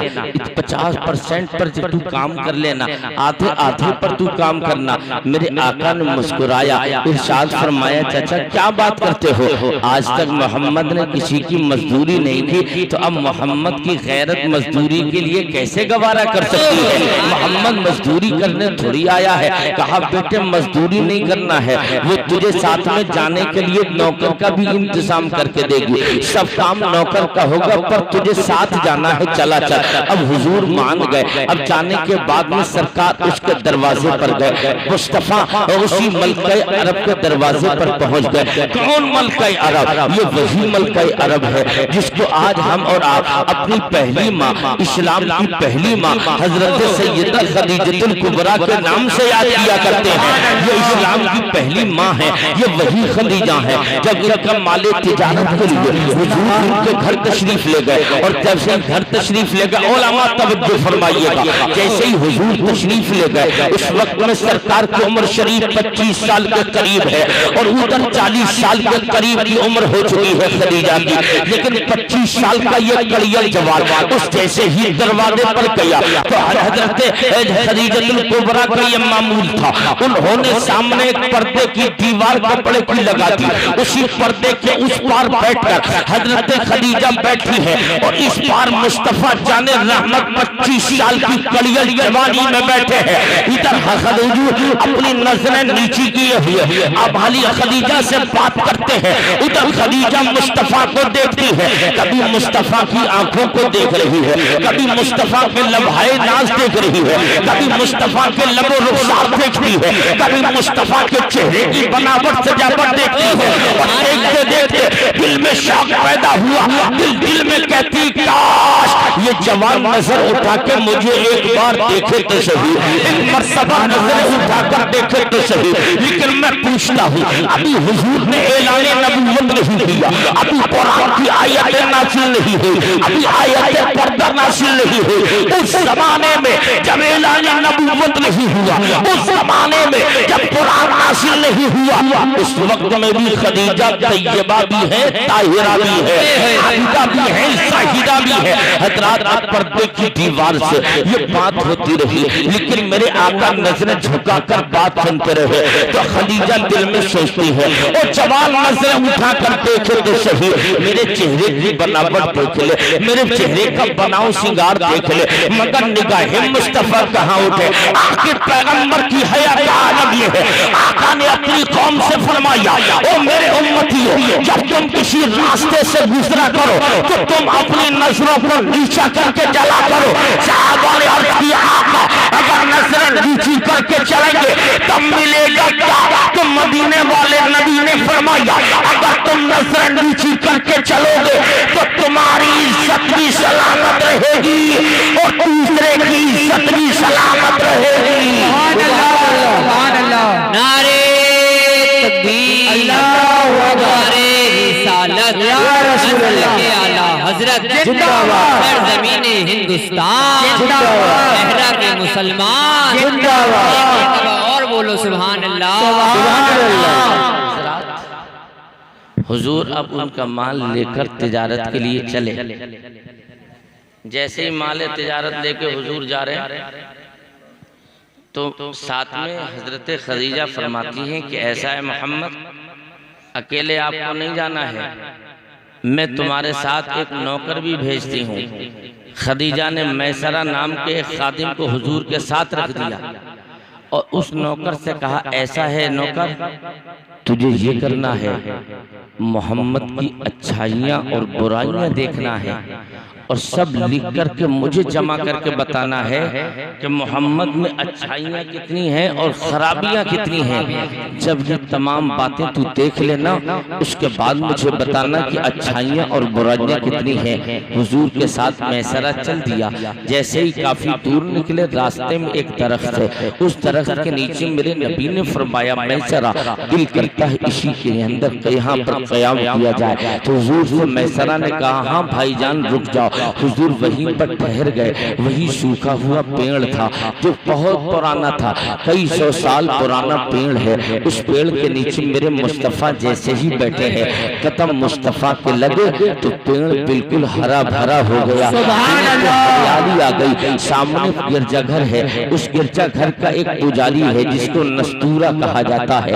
नस्तूरा राही आगे बढ़ा और आगे बढ़ने के बाद मैसरा की कलाई को पकड़ कर आगे लाया और कहने लगा, ऐ भाईजान ये बता, आखिर ये हसीनो जमील जवान कौन है? आखिर ये कौन शहजादा है जो इस पेड़ के नीचे बैठ गया? तो मैसरा पूछने लगता है, तुझे इससे क्या मतलब, ये कौन है कौन नहीं है? तो फौरन वो नस्तूरा कहने लगता है, मैं इसलिए तुझसे पूछ रहा हूँ, मैंने आसमानी किताबों में पढ़ा है कि जो इस पेड़ के नीचे बैठेगा और सूखे पेड़ के नीचे बैठेगा, जब उसका कदम रखेगा तो अल्लाह उसे फौरन हरा भरा कर देगा। तो मैं पूछता हूँ, आखिर इनके कदम रखे हैं तो फौरन ये दरख्त हरा भरा हो गया, कौन है ये? तो फौरन मैसरा ने कहा, ये मक्के के सबसे कबीले कुरैश के शरीफ खानदान का शहजादा है। ये कुरैश, ये हाशमी शहजादा है, ये कुरैशी शहजादा है, बहुत शरीफ है। मक्के वाले लोग इसे सादिक अमीन कहते हैं, बहुत नेक शहजादा है। कहा कि अच्छा इसे ऐसा करो, इनके बदन से कपड़े उतरवा दो, मैं एक निशानी और देखता हूँ जो मैंने किताबों में पढ़ी है। कहा वो क्या देखना चाहते हो? तो मैसरा से जब तमाम बातें हो गई, हुजूर को मैसरा ने हुजूर को बताया, मुस्तफा जाने रहमत ने पैरहन शरीफ को हटाया था, तो मुस्तफा जाने रहमत के दोनों शानों के दरमियान मोहरे नबुव्वत कबूतरे की अंडे की तरह जगमगा रही थी। और जैसे ही नस्तूरा ने मोहरे नबुव्वत को देखा तो फौरन कहने लगा, मैसरा तू मान या मत मान, जो मैंने आसमानी किताबों में पढ़ा वो यही है कि जिसके लिए खुदा ने जमीन को बनाया, जिसके लिए खुदा ने आसमान को बनाया, वो कोई और नहीं, अल्लाह का हबीब मोहम्मद इसी पेड़ के नीचे बैठा हुआ है। सुभान अल्लाह, नारे तकबीर, नारे रिसालत या रसूलल्लाह मसलके आला हजरत जिंदाबाद। मुस्तफ़ा जान रहमत अब माल लेकर पहुंच गए। जैसे ही माल तिजारत लेकर मंडी में पहुंचे तो मैसरा फिर कहने लगता है, भाईजान तुम्हें मालूम है मंडी के उसूल क्या है? मंडी का दस्तूर ये है, जो अपने माल की जितनी ज्यादा झूठी तारीफ करता है उसका माल उतनी जल्दी बिक जाता है। जितनी ज्यादा तारीफ करेगा उतनी जल्दी उसका माल बिकेगा। तो मेरे आका फरमाते हैं, मैसरा क्यों परेशान होता है? इन झूठों की मंडियों में मोहम्मद झूठ बोलने नहीं आया, मोहम्मद सच बोलने के लिए आया है। किया गया, बहुत जल्द सौदा बिका, बेहद मुनाफा हुआ। हुजूर वापस आ गए और आने के बाद मैसरा ने तमाम मुनाफा खदीजा के यहाँ पेश किया। खदीजा कभी नफा को देखती है, कभी मैसरा का चेहरा देखा, कहने लगती है, मैसरा आज तक तो किसी की तिजारत में इतना मुनाफा नहीं हुआ जितना मोहम्मद की पहली तिजारत में हुआ। आखिर बता इतनी जल्दी तिजारत करके वापस हो गए। तो मैसरा कहने लगा, खदीजा मत पूछ मामला क्या था। जो एक मर्तबा मोहम्मद को देखता था सौदा लेकर ही जाया करता था, ये सौदा खरीद के जाता। जब इतना सुना तो फौरन मैसरा से खदीजा ने कहा, ऐसा है मैसरा, मैंने तुझे सौदा बिकवाने के लिए थोड़ी भेजा था, मैंने तो तुझे इसलिए भेजा था तुझे ये देखना है मोहम्मद के खाने की अदाएं कैसी है, मोहम्मद का चलना कैसा है, मोहम्मद का बैठना कैसा है, मोहम्मद का सोना कैसा है, मोहम्मद का लोगों के साथ सलूक कैसा है, मोहम्मद का लोगों से बात करने का तरीका कैसा है। आखिर में मैंने तुझसे कहा था ये तमाम चीजें नोट करना और नोट करके मुझे बताना कि मोहम्मद में अच्छाइयाँ कितनी है और मोहम्मद में बुराइयाँ कितनी है। और जब अच्छाइयाँ बुराइयाँ जब काउंटिंग कर लो उसके बाद में मुझे फैसला करके बताओ अच्छाइयाँ कितनी और बुराइयाँ कितनी। जब खदीजा ये बातें कर ही रही थी तो इतने में मैसरा ने चीख कर कहा, ऐसा है मलके अरब खदीजा, तू उस मोहम्मद की अच्छाइयाँ और बुराइयों की बात करती है। मैंने मोहम्मद का चलना देखा, मैंने मोहम्मद का खाना देखा, मैंने मोहम्मद का सोना देखा, मैंने मोहम्मद का तर्ज जिंदगी देखा।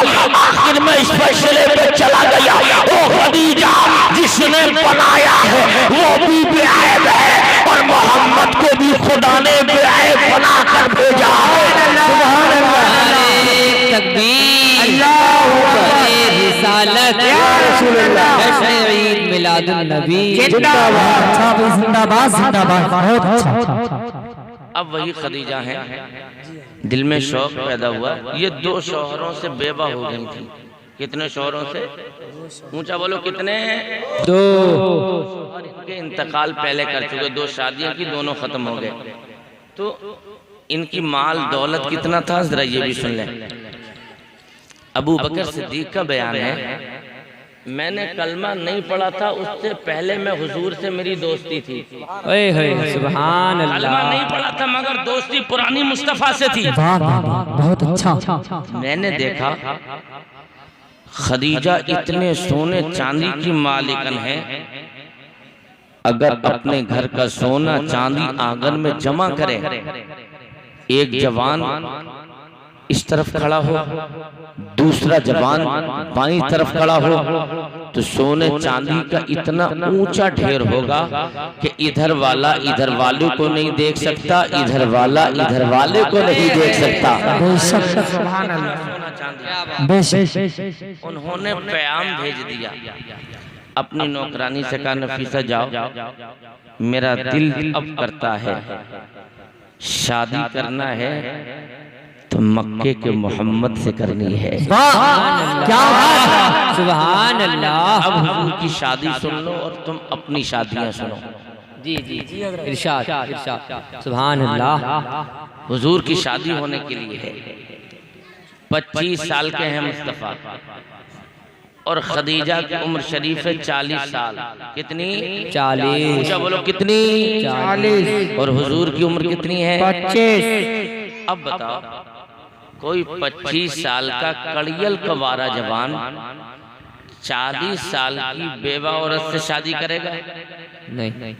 अगर वो तैयार भी हो जाएगा तो घर वाले नहीं करना देंगे। जी जी जी जी जी जी जी।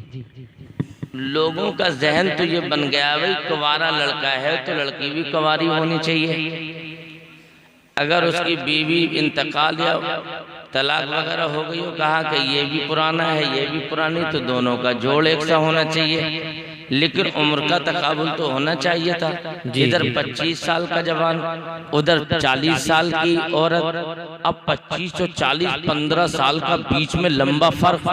वो खदीजा, ये मुस्तफ़ा, और इनके हुस्न जमाल का आलम ये हजरत यूसुफ जैसे पैगंबर को जिसके हुस्न का सदका मिला हो, तो फिर मुस्तफ़ा कितना खूबसूरत होगा। सुभान अल्लाह, सुभान अल्लाह, अल्लाह अकबर। आ गई नफीसा, कहने लगती है मोहम्मद मेरी मलका खदीजा आपसे शादी करने की तमन्ना रखती है, आप तैयार हो क्या?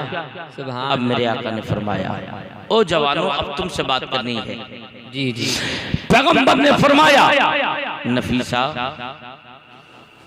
पहले मैं अपने घर के बुजुर्गों से मशवरा कर लूं।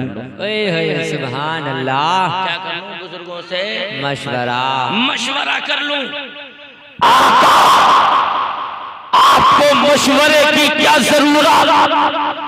सारा जमाना आपके मशवरे का मोहताज।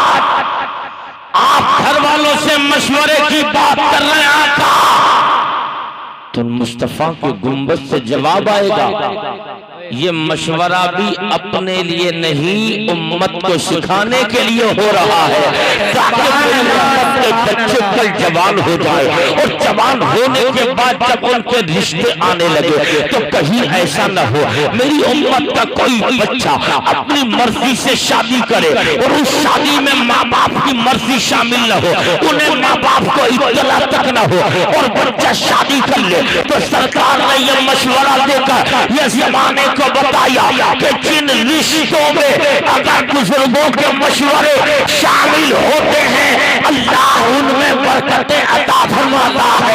सुभान अल्लाह, सुभान अल्लाह, सुभान अल्लाह। हमने तो ये कर दिया है, माँ बाप को वही बोलना है जो सही बात है। जी जी। हाँ, उसकी वजह क्या है? आज हमारे यहाँ पे हालात कितने पेचीदा हैं। हुजूर की सीरत से हटकर हम जिंदगी गुजार रहे हैं। कहने को तो हम मुस्तफा के गुलाम हैं, लेकिन आओ पढ़ो हिस्ट्री पैगंबर की। सरकार की शादी हुई। अब मुझे ईमानदारी से बताओ, पूरी दुनिया में हुजूर से अच्छा जवान कोई हो सकता है? नहीं। ऊंचा बोलो, हो सकता है? नहीं। अगर मुसलमान हो तो एक एक आवाज आपकी उठनी चाहिए, कोई हो सकता है हुजूर से अच्छा? नहीं। किसी का बेटा हुजूर से अच्छा होगा? नहीं। जब हुजूर की शादी हुई तो क्या हुजूर की शादी में डीजे लगा था? नहीं। हाथ हंसो मत, हंसने की बात नहीं, इस पे भी तुम हंस रहे हो, यहाँ तो रोने का मौका। जी जी जी। तुम कहां से कहां पे आ गए? अभी भी तुम्हारी हंसियां नहीं रुक रही हैं। अल्लाह, तुम्हारे हालात कितने बद से बदतर हो रहे हैं। तुम्हारे नाम से तो काफिरों के बच्चे रोते बच्चे छुपा करते थे, और आज तुम अपनी हिस्ट्री भूल करके तुम डीजे वीजे में लगे हो। तुम्हें खुदा ने बेटे की शक्ल में नेमत से नवाजा, तो तुम शादियों में भूल गए कि कुछ जिस परवरदिगार ने दिया है, वो परवरदिगार जब खुशी दे सकता है तो उस खुशी को गम में तब्दील भी कर सकता है।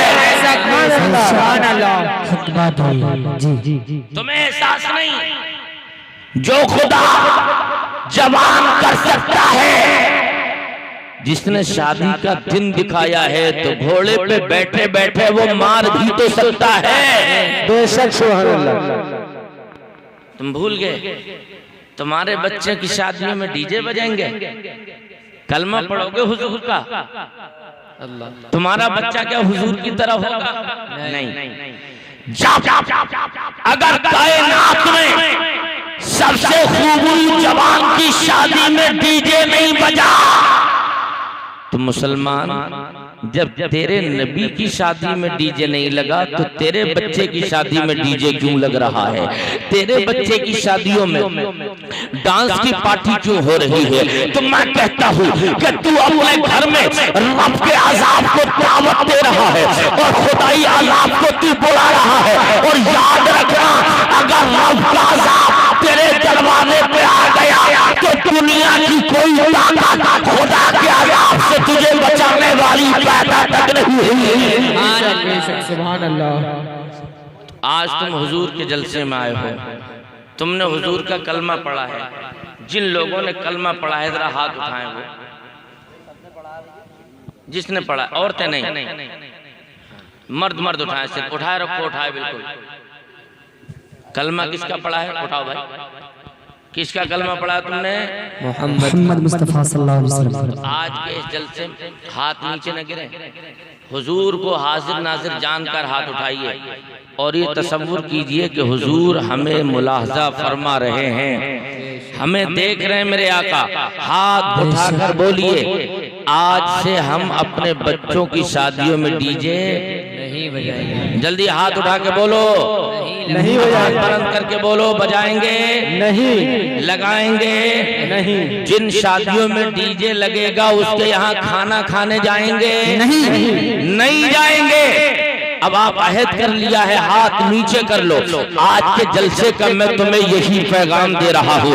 तुम ये मत समझना कि बरेली से एक मौलाना हसनैन आए थे, उन्होंने हमसे हाथ उठवा करके ये अहद लिया था। लेकिन याद रखना, यहाँ पर मौलाना हसनैन या मौलाना इकबाल या ये तमाम मौलाना नहीं, यहाँ पर सिर्फ मौलाना नहीं, अल्लाह के फरिश्ते भी हाजिर हैं। और ऐसा बोलता सिर्फ फरिश्ते ही नहीं, अल्लाह के हबीब मुस्तफा भी देख रहे हैं।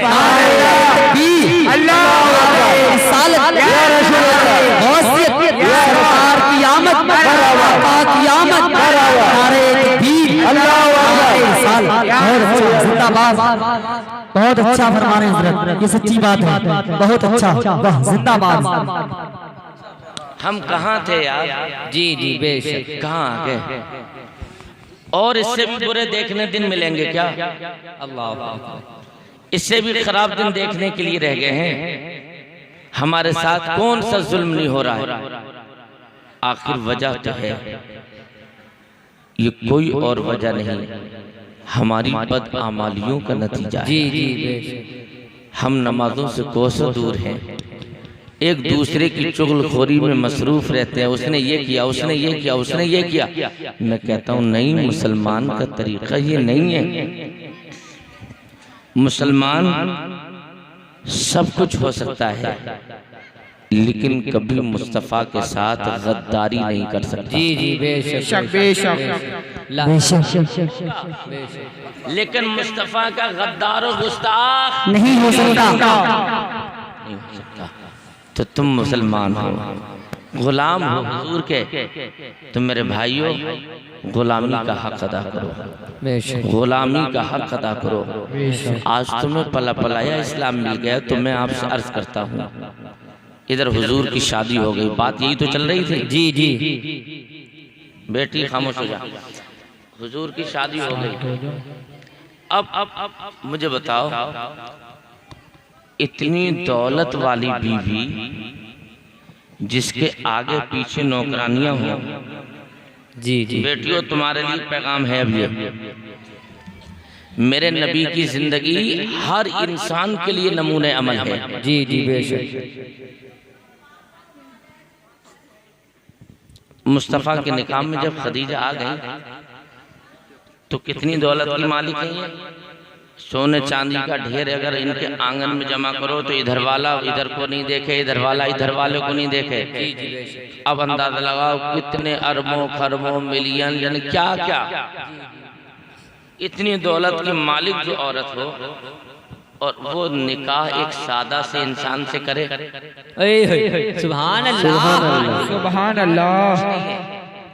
बज़ाहिर हुजूर के घर में ज्यादा कुछ नहीं है, इतनी बड़ी औरत, इतनी मालदार, मक्के के लोग उसकी शादी के लिए तमन्ना रखते रखते न जाने कितने जवान कब्र में चले गए, मगर खदीजा ने किसी को पसंद नहीं किया।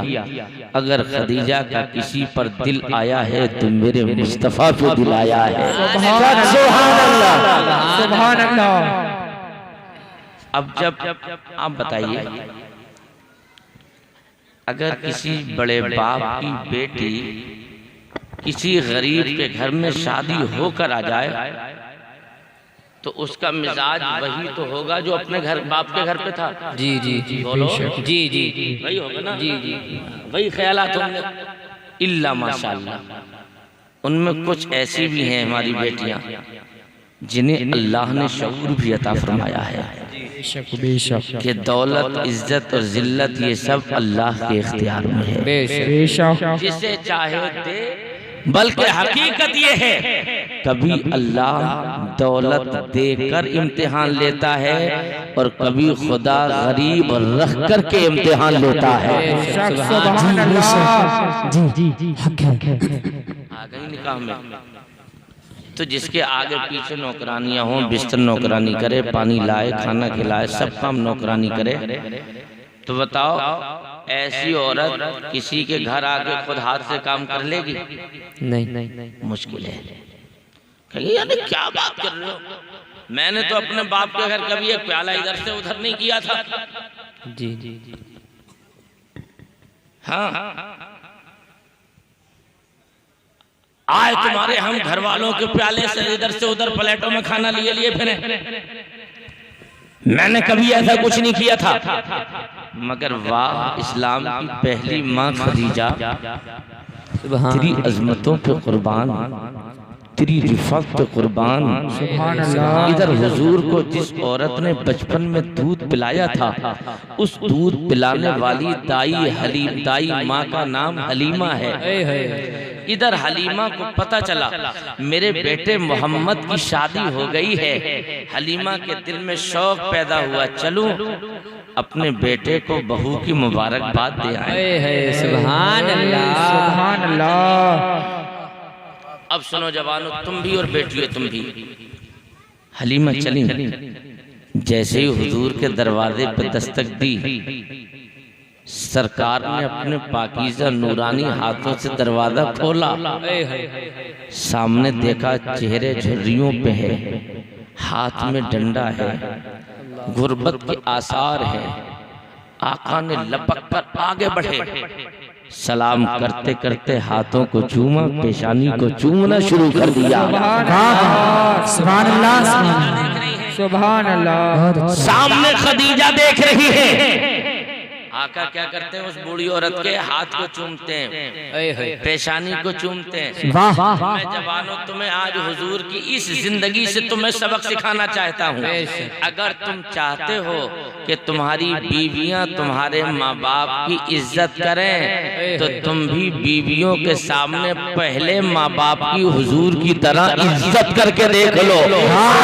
खदीजा से नहीं कहा ये तू इज्जत कर, बल्कि खदीजा देख रही है सरकार आगे बढ़े, हाथ को चूमा, पेशानी चूमा, हाथ पकड़ा, अंदर लाए, अपने नूरानी कांधों से नूरानी चादर को उतारा, जमीन पे बिछाया।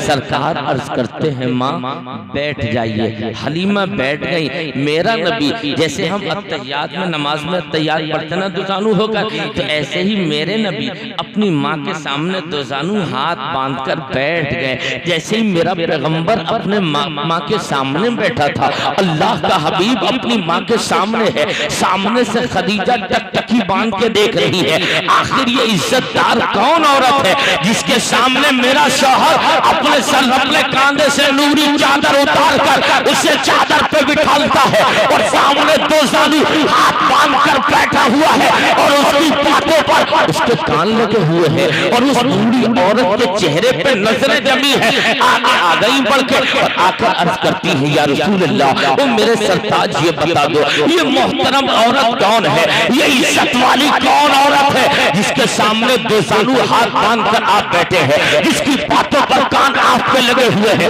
इसके चेहरे पर नजर आपकी जमी है। तो आका फरमाते खदीजा तू जानती है कहा नहीं आका। तो मेरे नबी फरमाते हैं वो खदीजा ये कोई और औरत नहीं, ये वही औरत है जिसने तेरे शौहर मोहम्मद को बचपन में दूध पिलाया था। ये दूध पिलाने वाली मेरी माँ ताई माँ हलीमा है। अब मैं आपसे अर्ज करता चलूं ओ मुसलमानों, अगर हुजूर जब ताई माँ का इतलाए सलाम करते हैं तो अगर काश आज मुस्तफा की माँ जिंदा होगी तो मेरा नबी कितना एहतराम करता।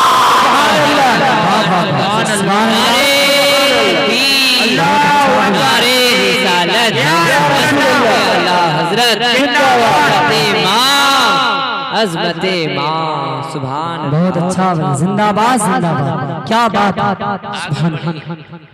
कहती हैं सरताज कान इनके बातों पे लगे हैं, आंखें इनके बूढ़े चेहरे पे जमी हुई हैं, आखिर सरकार दो जानू क्यों बैठे हैं।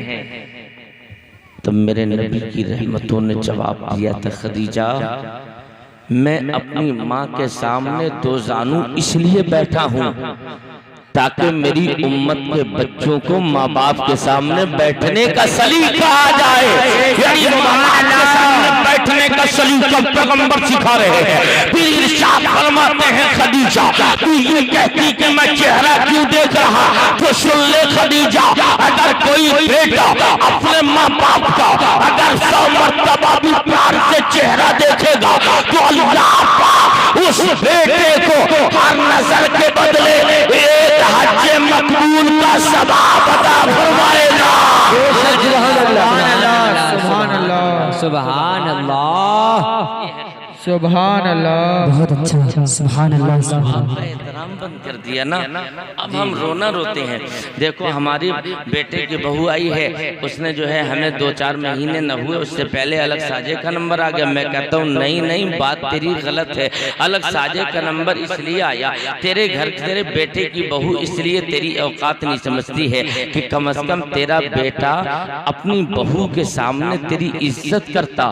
तो वो औरत नई नवेली है, वो तुझे तेरे शौहर अपने शौहर को जब माँ बाप की इज्जत करते देखती तो उसके दिल में भी शौक पैदा होता, जब मेरा शौहर इज्जत करता है तो मुझे भी इज्जत करना चाहिए। लेकिन हजरात अब आओ तारीख आगे पढ़ो। हुजूर की जब ये सुना खदीजा ने हाथ पकड़ा अंदर ले गए, हाथ पकड़ा अंदर ले गए और जैसे ही अंदर ले जाना था हलीमा सादिया बयान करती हैं मैं उस पीरियड में 1 महीने तक हुजूर के घर मेहमान बन के रही।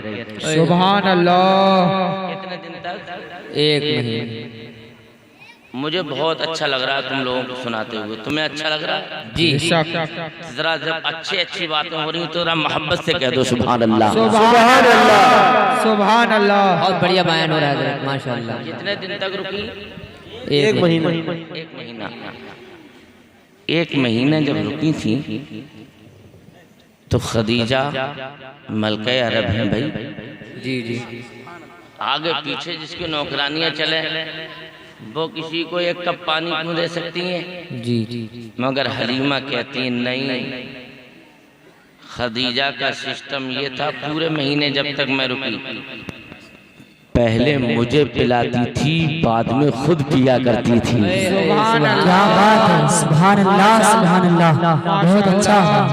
इस्लाम की प्यारी बेटियों, अब हसनैन रज़ा मंजरी तुम्हें मशवरा देता है, अगर तुम चाहती हो ससुराल में इज्जत बने, तुम चाहती हो कि ससुराल में वक़ार कायम हो, तुम चाहती हो ससुराल में और शौहर की नजर में हम इज्जत वाले बने, पुरवक़ार हो, हमारी इज्जत हो, हर जबान पर हमारी तारीफ के कसीदे हो, तो मैं तुझे मशवरा देता हूँ मेरी बहन, तुझे कुछ नहीं करना है, तुझे अपनी पहली माँ, मुसलमानों की पहली माँ हजरत खदीजा का किरदार अपनाना है। इज्जत तेरे कदम चूमते हुई नजर आएगी। बेशक। सुभान अल्लाह सुभान अल्लाह। जब जाने लगी खदीजा, हलीमा आका की बारगाह में है, कहती हैं बेटे मैं जा रही हूँ, तो मेरे हुजूर फरमाते हैं माँ जब आपका दिल ना लगा करे तो मेरे घर पे तशरीफ ले आया करो। जब जाने का लफ्ज़ सुना खदीजा ने तो हजरत हलीमा का हाथ पकड़ कर रोका, कहा ना माँ, हाथ जोड़कर कहा माँ अगर मेरी खिदमत में कोई कमी रह गई हो तो माफ कर देना। अंदर गई, मकान के अंदर तिजोरी में से काफी सोना और चांदी हाथों में लिया, लाने के बाद में हजरत हलीमा के हाथों पे रख कर के कहा माँ अपनी बहू का नजराना कबूल कर लीजिएगा, अपनी बहू का नजराना कबूल कर लो। हुजूर से पूछा नहीं था मगर सामने हुजूर देख रहे हैं। अब मुझे ईमानदारी से बताओ बेटियों, अगर तुम जब अपनी अच्छा ये बताओ हजरत खदीजा और हजरत हलीमा का दोनों का रिश्ता आपस में क्या है? एक सास है तो दूसरी बहू है, यानी सास बहू का रिश्ता है। बहू सास को नजराने दे रही है, बहू सास को नजराने लुटा रही है। अब मुझे बताओ अगर बहुएं आज से अपनी सासों को नजराना देने लगे तो मैं दावे से कहता हूँ कि उस घर के अंदर इख्तिलाफ नहीं बल्कि इत्तेहाद रहेगा। इज्जत औरत की बढ़ेगी, शौहर की नजर में पुरवकार होगी, समाज की नजरों में इज्जत होगी और इसका मामूल तो ये होगा कि अल्लाह पाक जितना सवाब हजरत खदीजा को अता फरमाएगा उतना ही सवाब इस उम्मत की औरत को अता फरमाएगा। नारे तकबीर, नारे तकबीर, अल्लाहू अकबर, नारे रिसालत या रसूल अल्लाह, नारे रिसालत,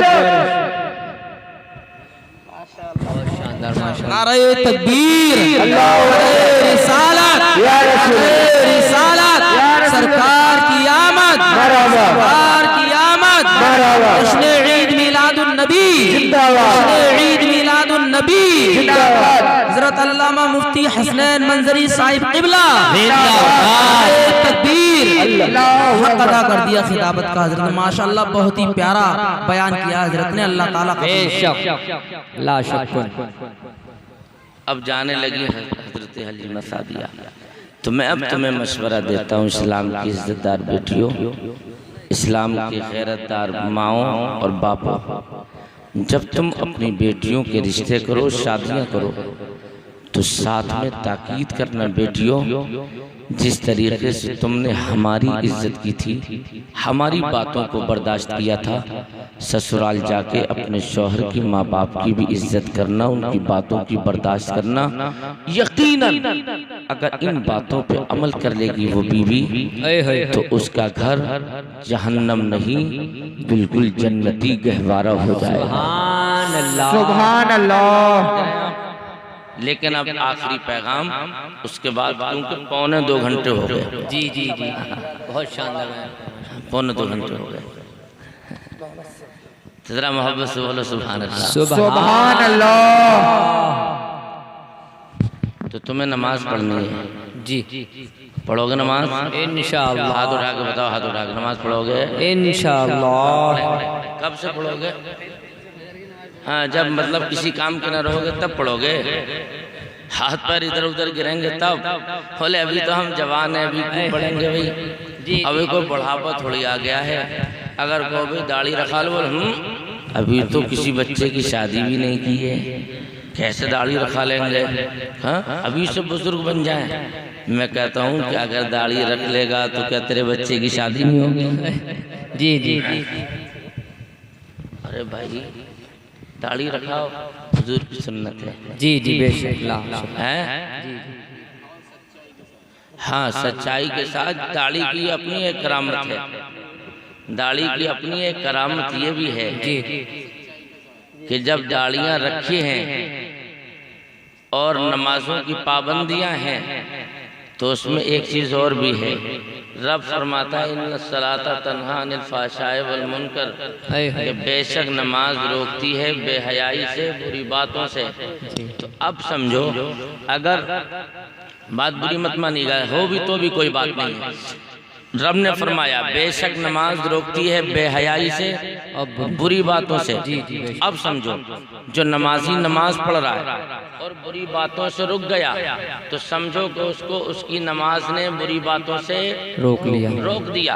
यानी दुनिया में उसकी नमाज उसके काम आ गई। और जो 5-6 वक्त का नमाजी भी रहा तहज्जुद लगा के, मगर हराम खाने से बाज नहीं आया, लोगों के हक मारने से बाज नहीं आया, पीठ पीछे लोगों की चुगलियों से बाज नहीं आया, या लोगों को सताने से बाज नहीं आया, नमाजों पे नमाजें पढ़ता रहा, चुगलियों पे चुगलियां करते रहा, नमाजों पे नमाजें पढ़ता रहा, लोगों के माल गसब करता रहा, लोगों को जुल्म और सितम का निशाना बनाते रहा। तो मैं दावे से कहता हूँ, जब तेरी नमाज जब तुझे दुनिया में फायदा नहीं दे सकती तो तेरी नमाज तुझे कब्र से जन्नत तक लेकर कैसे जा सकती है? बेशक सुभान अल्लाह। ऐसी पढ़ो जो तुम्हारी जिंदगी में मुरत्तब हो। जी जी बेशक, तुम्हारी जिंदगी बदले। बेशक। और तुम मुस्तफ़ा के गुलाम हो। तुम्हारी तो जिंदगी ऐसी गुजरनी चाहिए, दूसरी कौम के लोग देखें तो देख करके कहें देखो ना, ये कोई और नहीं, ये मदीने वाले मोहम्मद का गुलाम जा रहा है। बेशक सुभान अल्लाह, सुभान अल्लाह। और तुम्हें गुलामी बता दूं, आज तुम ऐलान करते हो ना हम तो हुजूर के गुलाम हैं, हम तो मुस्तफ़ा के गुलाम हैं, गुलामी रसूल में मौत भी कबूल है। इस तरीके के नारे लगाने वाले जवानों, मैं तुमसे पूछता हूँ, गुलामी इस चीज का नाम नहीं है, गुलामी नाम इस चीज का है अजाने हो, मस्जिद में तेरी पेशानी रख जाए, नंबर रमजान का महीना हो तो छुटुआ मिजाज की तरह तू गली गलियारे में खाते पीते न फिरे, बल्कि तेरे चेहरे तेरे मुंह पे लगाम शरीयत की लगी हो, अल्लाह की रजा के लिए तूने रोजा रख लिया हो। और सुन ले मेरे भाई, अगर तुझे खुदा ने पैसा और दौलत दिया है, साहिब इस्तिताअत है, तो जिंदगी में एक मर्तबा हज कर ले, उसके बाद में साहिब निसाब तो तू ज़कात दे दे, ये तमाम अरकान तू अदा कर ले। उसके बाद तेरे माँ बाप का हक है उसे अदा कर, बीवी बच्चों का है उसे अदा कर, पड़ोसी का हक है उसे अदा कर, रिश्तेदारों के हुकूक है उन्हें अदा कर। इन तमाम हुकूकों को अदा करने के साथ साथ अल्लाह का हक भी अदा हो, बंदों के हक भी अदा हो। जब इस तौर पर तू जिंदगी गुजारेगा तो समझे कि तू सही माना में मुस्तफा का गुलाम है। और जब ऐसा गुलाम है, अब मैं तुझे तारीफ बताता हूँ। एक अभी मुस्तफा का गुलाम था, जब अपने मकान से अपने काफिले के साथ एक गुलाम चल दिया, नबी का गुलाम आगे बढ़ा था, जब बीच का रास्ते से पहुंचा तो अचानक रास्ते में बयाबान जंगल में गुलाम रसूल रास्ता भटक गया। और जैसे ही रास्ता भटका था, तारीख उस गुलाम का नाम हजरत सफीना का नाम देती है, ये वही सफीना है जो रास्ता भटक गए और भटकते भटकते पीछे बीच जंगल में चले गए। उसी पुराने जंगल के अंदर एक बूढ़ा शेर बैठा है, वो बूढ़ा शेर इस चक्कर में है, आज तो घर बैठे शिकार आई है, अब तो पेट भर जाएगा, शिकार कर लूंगा, लेकिन अब मैं अगर यहाँ पर मैं या तुम होते, ये तमाम लोग होते, तो दिल मौत को सामने देखकर पसीना पसीना हो जाते, यार अब तो मौत आएगी, अब तो किसी सूरत में बचना नहीं है। शेर ने भी तमाम ताकत को जमा किया और पूरी ताकत को जमा करके हजरत सफीना पे हमला करने की कोशिश कर रहा है। जब पूरी तैयारी कर ली और सफीना समझ गए अब ये हमला करने वाला है, इतने में हजरत सफीना ने कहा, या अबल हारिस अना अब्दु रसूलुल्लाह, ऐ जंगल के शेर मुझे नहीं जानता, मैं मुस्तफा का गुलाम हूँ, मुस्तफा का गुलाम। सुभान अल्लाह, सुभान अल्लाह, सुभान अल्लाह, नबी का गुलाम। जब शेर ने इतना सुना कि मैं नबी का गुलाम हूँ, तारीख में मिलती है शेर ने तमाम ताकत को फिर वापस किया, अपने हाथ सर को झुकाते हुए हजरत सफीना के कदमों पर रख दिया और सफीना के कदमों पर रख करके ज़बान हालिकान से कहा, ओ मुस्तफा के गुलाम यहाँ कैसे आ गया? कहा मैं रास्ता भटक गया हूँ, इधर जाना है, कहा के जंगल के पार जाना है, तो कहा कि मेरी पुश्त पे सवार हो जा, मेरे कान को पकड़ बोले हजरत सफीना सवार हो गए शेर के ऊपर और जंगल के शेर ने उस पार कर दिया। और यहाँ पर जंगल के शेर ने बताया सुनो, जो मुस्तफा का गुलाम होता है जंगल के जानवर भी पहचानते हैं ये नबी का गुलाम है, जंगल के जानवर भी जानते हैं गुलाम मुस्तफा है। तो मैं आपसे पूछना चाहता हूँ ओ सुन्नी जिंदा दिल लहरा के मुसलमानों, अगर तुम सही माना में मुस्तफा के गुलाम हो तो तुम्हारे खाने की अदाएं मुस्तफा मुस्तफा बोले, तुम्हारे पीने की अदाएं मुस्तफा मुस्तफा बोले। तुम जब खाओ तो बैठ कर खाओ, जब तुम पियो तो बैठ कर पियो, जब तुम किसी से कलाम करो तो पहले सलाम मुसलमान से किया करो। जब तुम्हारी ये तमाम अदाएं होगी, नमाज की पाबंदी होगी, बुजुर्गों का एहतराम होगा, जब तुम्हारा जनाजा उठेगा तो जमाना कहेगा देखो नबी का गुलाम गया, जन्नत के फरिश्ते कहेंगे नबी का गुलाम आ रहा है, जन्नत का मेहमान आ रहा है। सुभान अल्लाह। इस तौर पे जिंदगी ये जिंदगी हो जो यकीनन कामयाब है, ये जिंदगी है कामयाब है। मुझे बड़ी थी तब जिंदगी कामयाब है अगर इस तौर पर जिंदगी गुजारते हैं, इश्क कौन तभी उसका इनाम है। हाँ, तो मैं आपसे अर्ज करता हूँ मेरे भाई, आज के जलसे का मकसद ये है, आज के जलसे का पैगाम यही है, मुस्तफ़ा के गुलाम हो, हर एतबार से गुलामी नजर आनी चाहिए। और इस्लाम की बेटियों, तुमसे भी मेरी गुजारिश है, अगर रिश्ते में तुम मेरी माँ लगती हो तो अपना बेटा समझकर, अगर रिश्ते में बहन लगती हो तो अपना भाई समझकर, मेरी इन दो बातों को अपने दामन में जगह दे लेना। इस्लाम की बेटियों, तुम पर्दे में रहा करो, बस पर्दे में रहो। तुम पर्दे में हो ना तो समझो तुम्हारे बाप का सर ऊंचा है। जी जी बेशक। तुम पर्दे में हो, तुम्हारे भाई का सर ऊंचा है। शादी के बाद तुमने पर्दा किया तो तुम्हारे शौहर का सर ऊंचा होगा, और तुमने शादी से पहले बेपर्दगी का मुजाहरा किया तो मैं पूरी जिम्मेदारी से कहता हूँ, कहीं ना कहीं इन गिद्धों की नजरें, नापाक नजरें कहीं तुम्हें अपनी हवस का शिकार न बना दे। इसलिए मेरी बहन पर्दे में रहा कर। और तुम तो कनीज़े फातिमा हो, तुम तो सैयदा फातिमा इमाम हुसैन की माँ की कनीज हो, तुम तो उनके नाम को रोजे रखती हो, जी जी, उनके नाम की नियाजें करती हो। तो मैं कहता हूँ इस्लाम की माओ बेटियों, न्याज़ें करो बेशक, लेकिन न्याज़ों से पहले उनकी जिंदगी को अपनी जिंदगी में शामिल कर लो। तुम पर्दे में रहा करो। आज लोग कहते हैं ये औरत को पर्दे की चार दीवारी में कैद कर दिया, इस्लाम ने औरत को कैदी बना दिया, पर्दे के अंदर बिल्कुल मुक़य्यद कर दिया। इस्लाम ने औरत को बाहर की दुनिया देखने का हक न दिया। मैं कहता हूँ भाई, तू इस्लाम की उंगली क्यों उठाता है? ये वही इस्लाम है। जब तक इस्लाम नहीं आया था तो इसी औरत को जिंदा दफन किया जा रहा था। ये वही इस्लाम है। जब इस्लाम आ गया था उसके बाद में भी इस इस्लाम की इस औरत पे एहसान है। इस्लाम नहीं आया था तो औरत को शौहर की चिता पर जिंदा जलाया जाता था उसके इंतकाल पे। अगर जिंदा नहीं जलाया जाता तो गधे पे बिठा के मुंह पे कालिक लगाकर उसे मनहूस तस्वुर करके घुमाया जाता था। ये इस्लाम ही की तो देन है।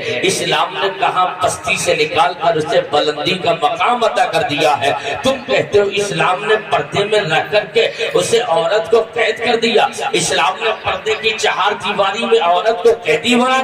मैं कहता हूँ नहीं नहीं, अरे तुम क्या कह रहे हो? इस्लाम ने कैदी नहीं बनाया, बल्कि हमने तो तारीखें पढ़ी है, हम रोजाना की जिंदगी का मुशाहिदा करते हैं। अगर आप किसी फल को ले लो और जब आप फल को देखेंगे, अगर फल जब तक सलामत है, जब तक उसके ऊपर से छिलका नहीं उतारा गया, तब तक उसके ऊपर मक्खी नहीं बैठ सकती है। और अगर बैठ भी जाती है तो उस फल का कुछ बाल बेकार नहीं कर सकती। और जैसे ही छिलका उतारा तो तमाम तरीके की मक्खियां उस पर बैठना शुरू कर देती है। तो मैं कहता हूँ यार इस्लाम की मुकद्दस बेटी यही तो तेरी जिंदगी है।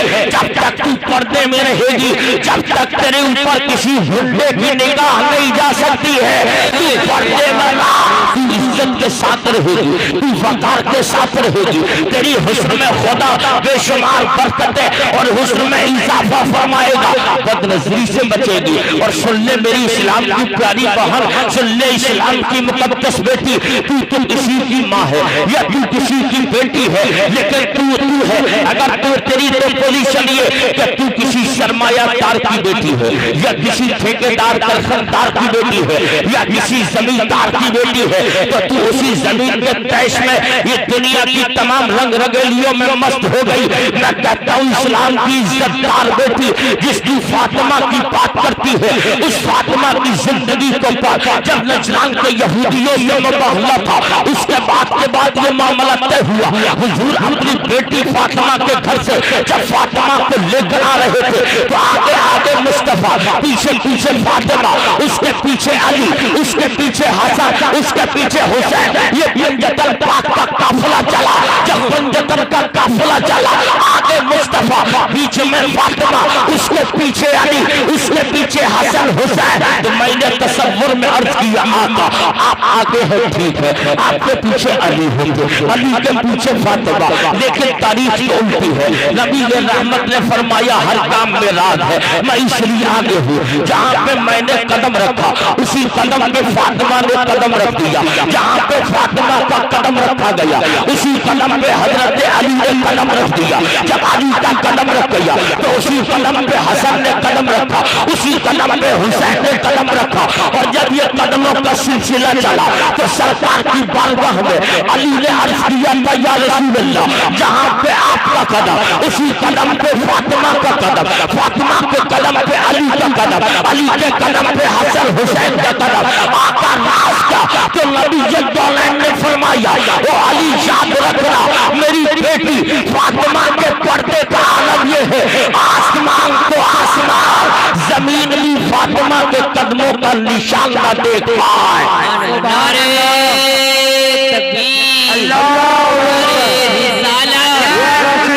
इस फेर में मत रहना के सजदे में मिलेगी, जन्नत मेरे रसूल के सदके में मिलेगी। और क्यों बनती हो बाजार की जीनत मेरी बहनों, इज्जत कसम खुदा की पर्दे में मिलेगी।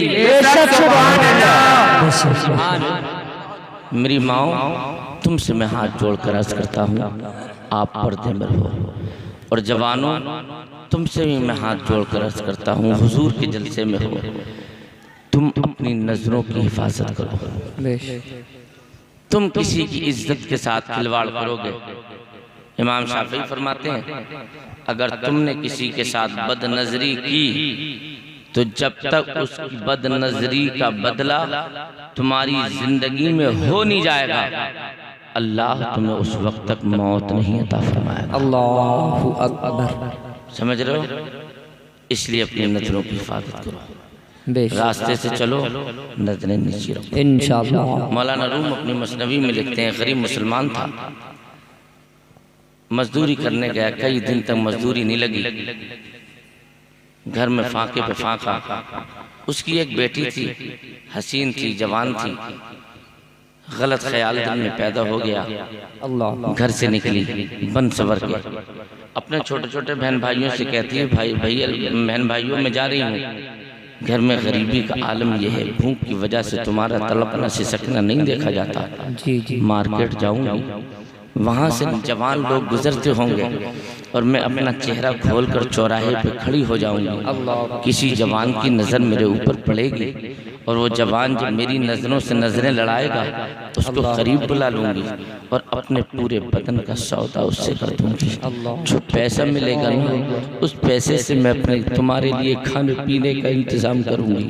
एक गरीब मुसलमान की इज्जत अपने मकान से निकली थी, जैसे ही निकली है बेटी चौराहे पर खड़ी हुई, इतने में उसका गरीब बाप अंदर आ गया, घर आया। जब सब बच्चों को देखा, जवान बेटी को नहीं देख पाया।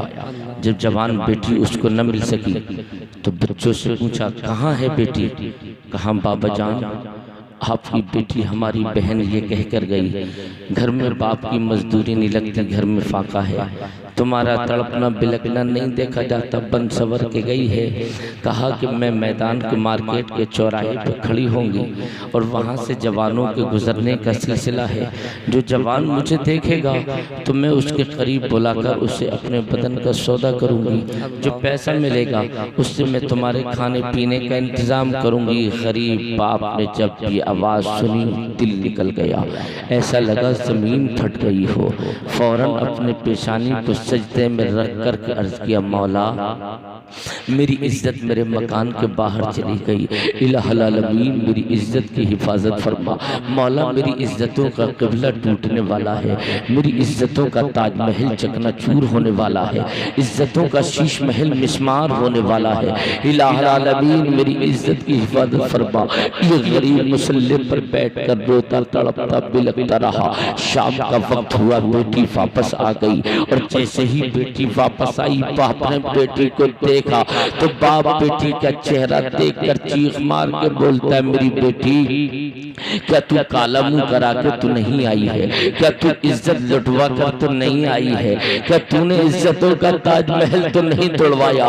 क्या तूने इज्जतों का शीश महल चकनाचूर तो नहीं कराया? इज्जत सलामत है कि नहीं मेरी बेटी बता। जब बेटी ने बाप को रोते देखा तो बेटी की आंखों में आंसू आ गए और आंसू लाकर बेटी कहने लगती, बाबा जान मैं मार्केट के चौराहे पे सुबह से शाम हो गई खड़े खड़े, जवान आते रहे जाते रहे, लेकिन किसी जवान ने मेरी तरफ नजर तक उठा के नहीं देखा। पूरे दिन में खड़ी रही मगर किसी की नजरें मुझे न देख सकी। तो मेरे आप को फौरन उस बाप ने कहा, मेरी बेटी तुझे मालूम नहीं है, आखिर तेरी तरफ जवान फिसलते रहे लेकिन किसी जवान ने तुझे न देखा। तो बेटी ने कहा, बाबा मुझे तो नहीं पता। तो फौरन बाप कहने लगता है, बेटी जब तेरे बाप ने आज तक किसी को गलत नजर से नहीं देखा तो मेरी बेटी पर कोई गलत नजर कैसे डाल पाएगा? सुभान अल्लाह, बहुत अच्छा, सुभान अल्लाह जी हक है, क्या बात है, सुभान अल्लाह। इज्जत चाहते हो जवानों तो तुम अपनी नजरों की हिफाजत करो। जी जी बेटियों तुम बका चाहती हो तो पर्दे में रहो। बस इन्हीं बातों के साथ मैं अपने तकरीर को ख़त्म करता हूँ। अल्लाह पाक की बारगाह में दुआ है मेरे माबूद इस महफिल नूर को अपनी बारगाह में कबूल फरमा ले। जो कुछ मैंने बोल दिया उस पर पहले मुझे आप सबों को अमल की तौफीक अता फरमाए। सारे लोग बुलंद आवाज़ से कलमा तैयबा पढ़िए, ला इलाहा इल्लल्लाहु मुहम्मदुर रसूलुल्लाह वमा अलैना इल्लल बलाग। अस्सलामु अलैकुम व रहमतुल्लाहि व बरकातहू।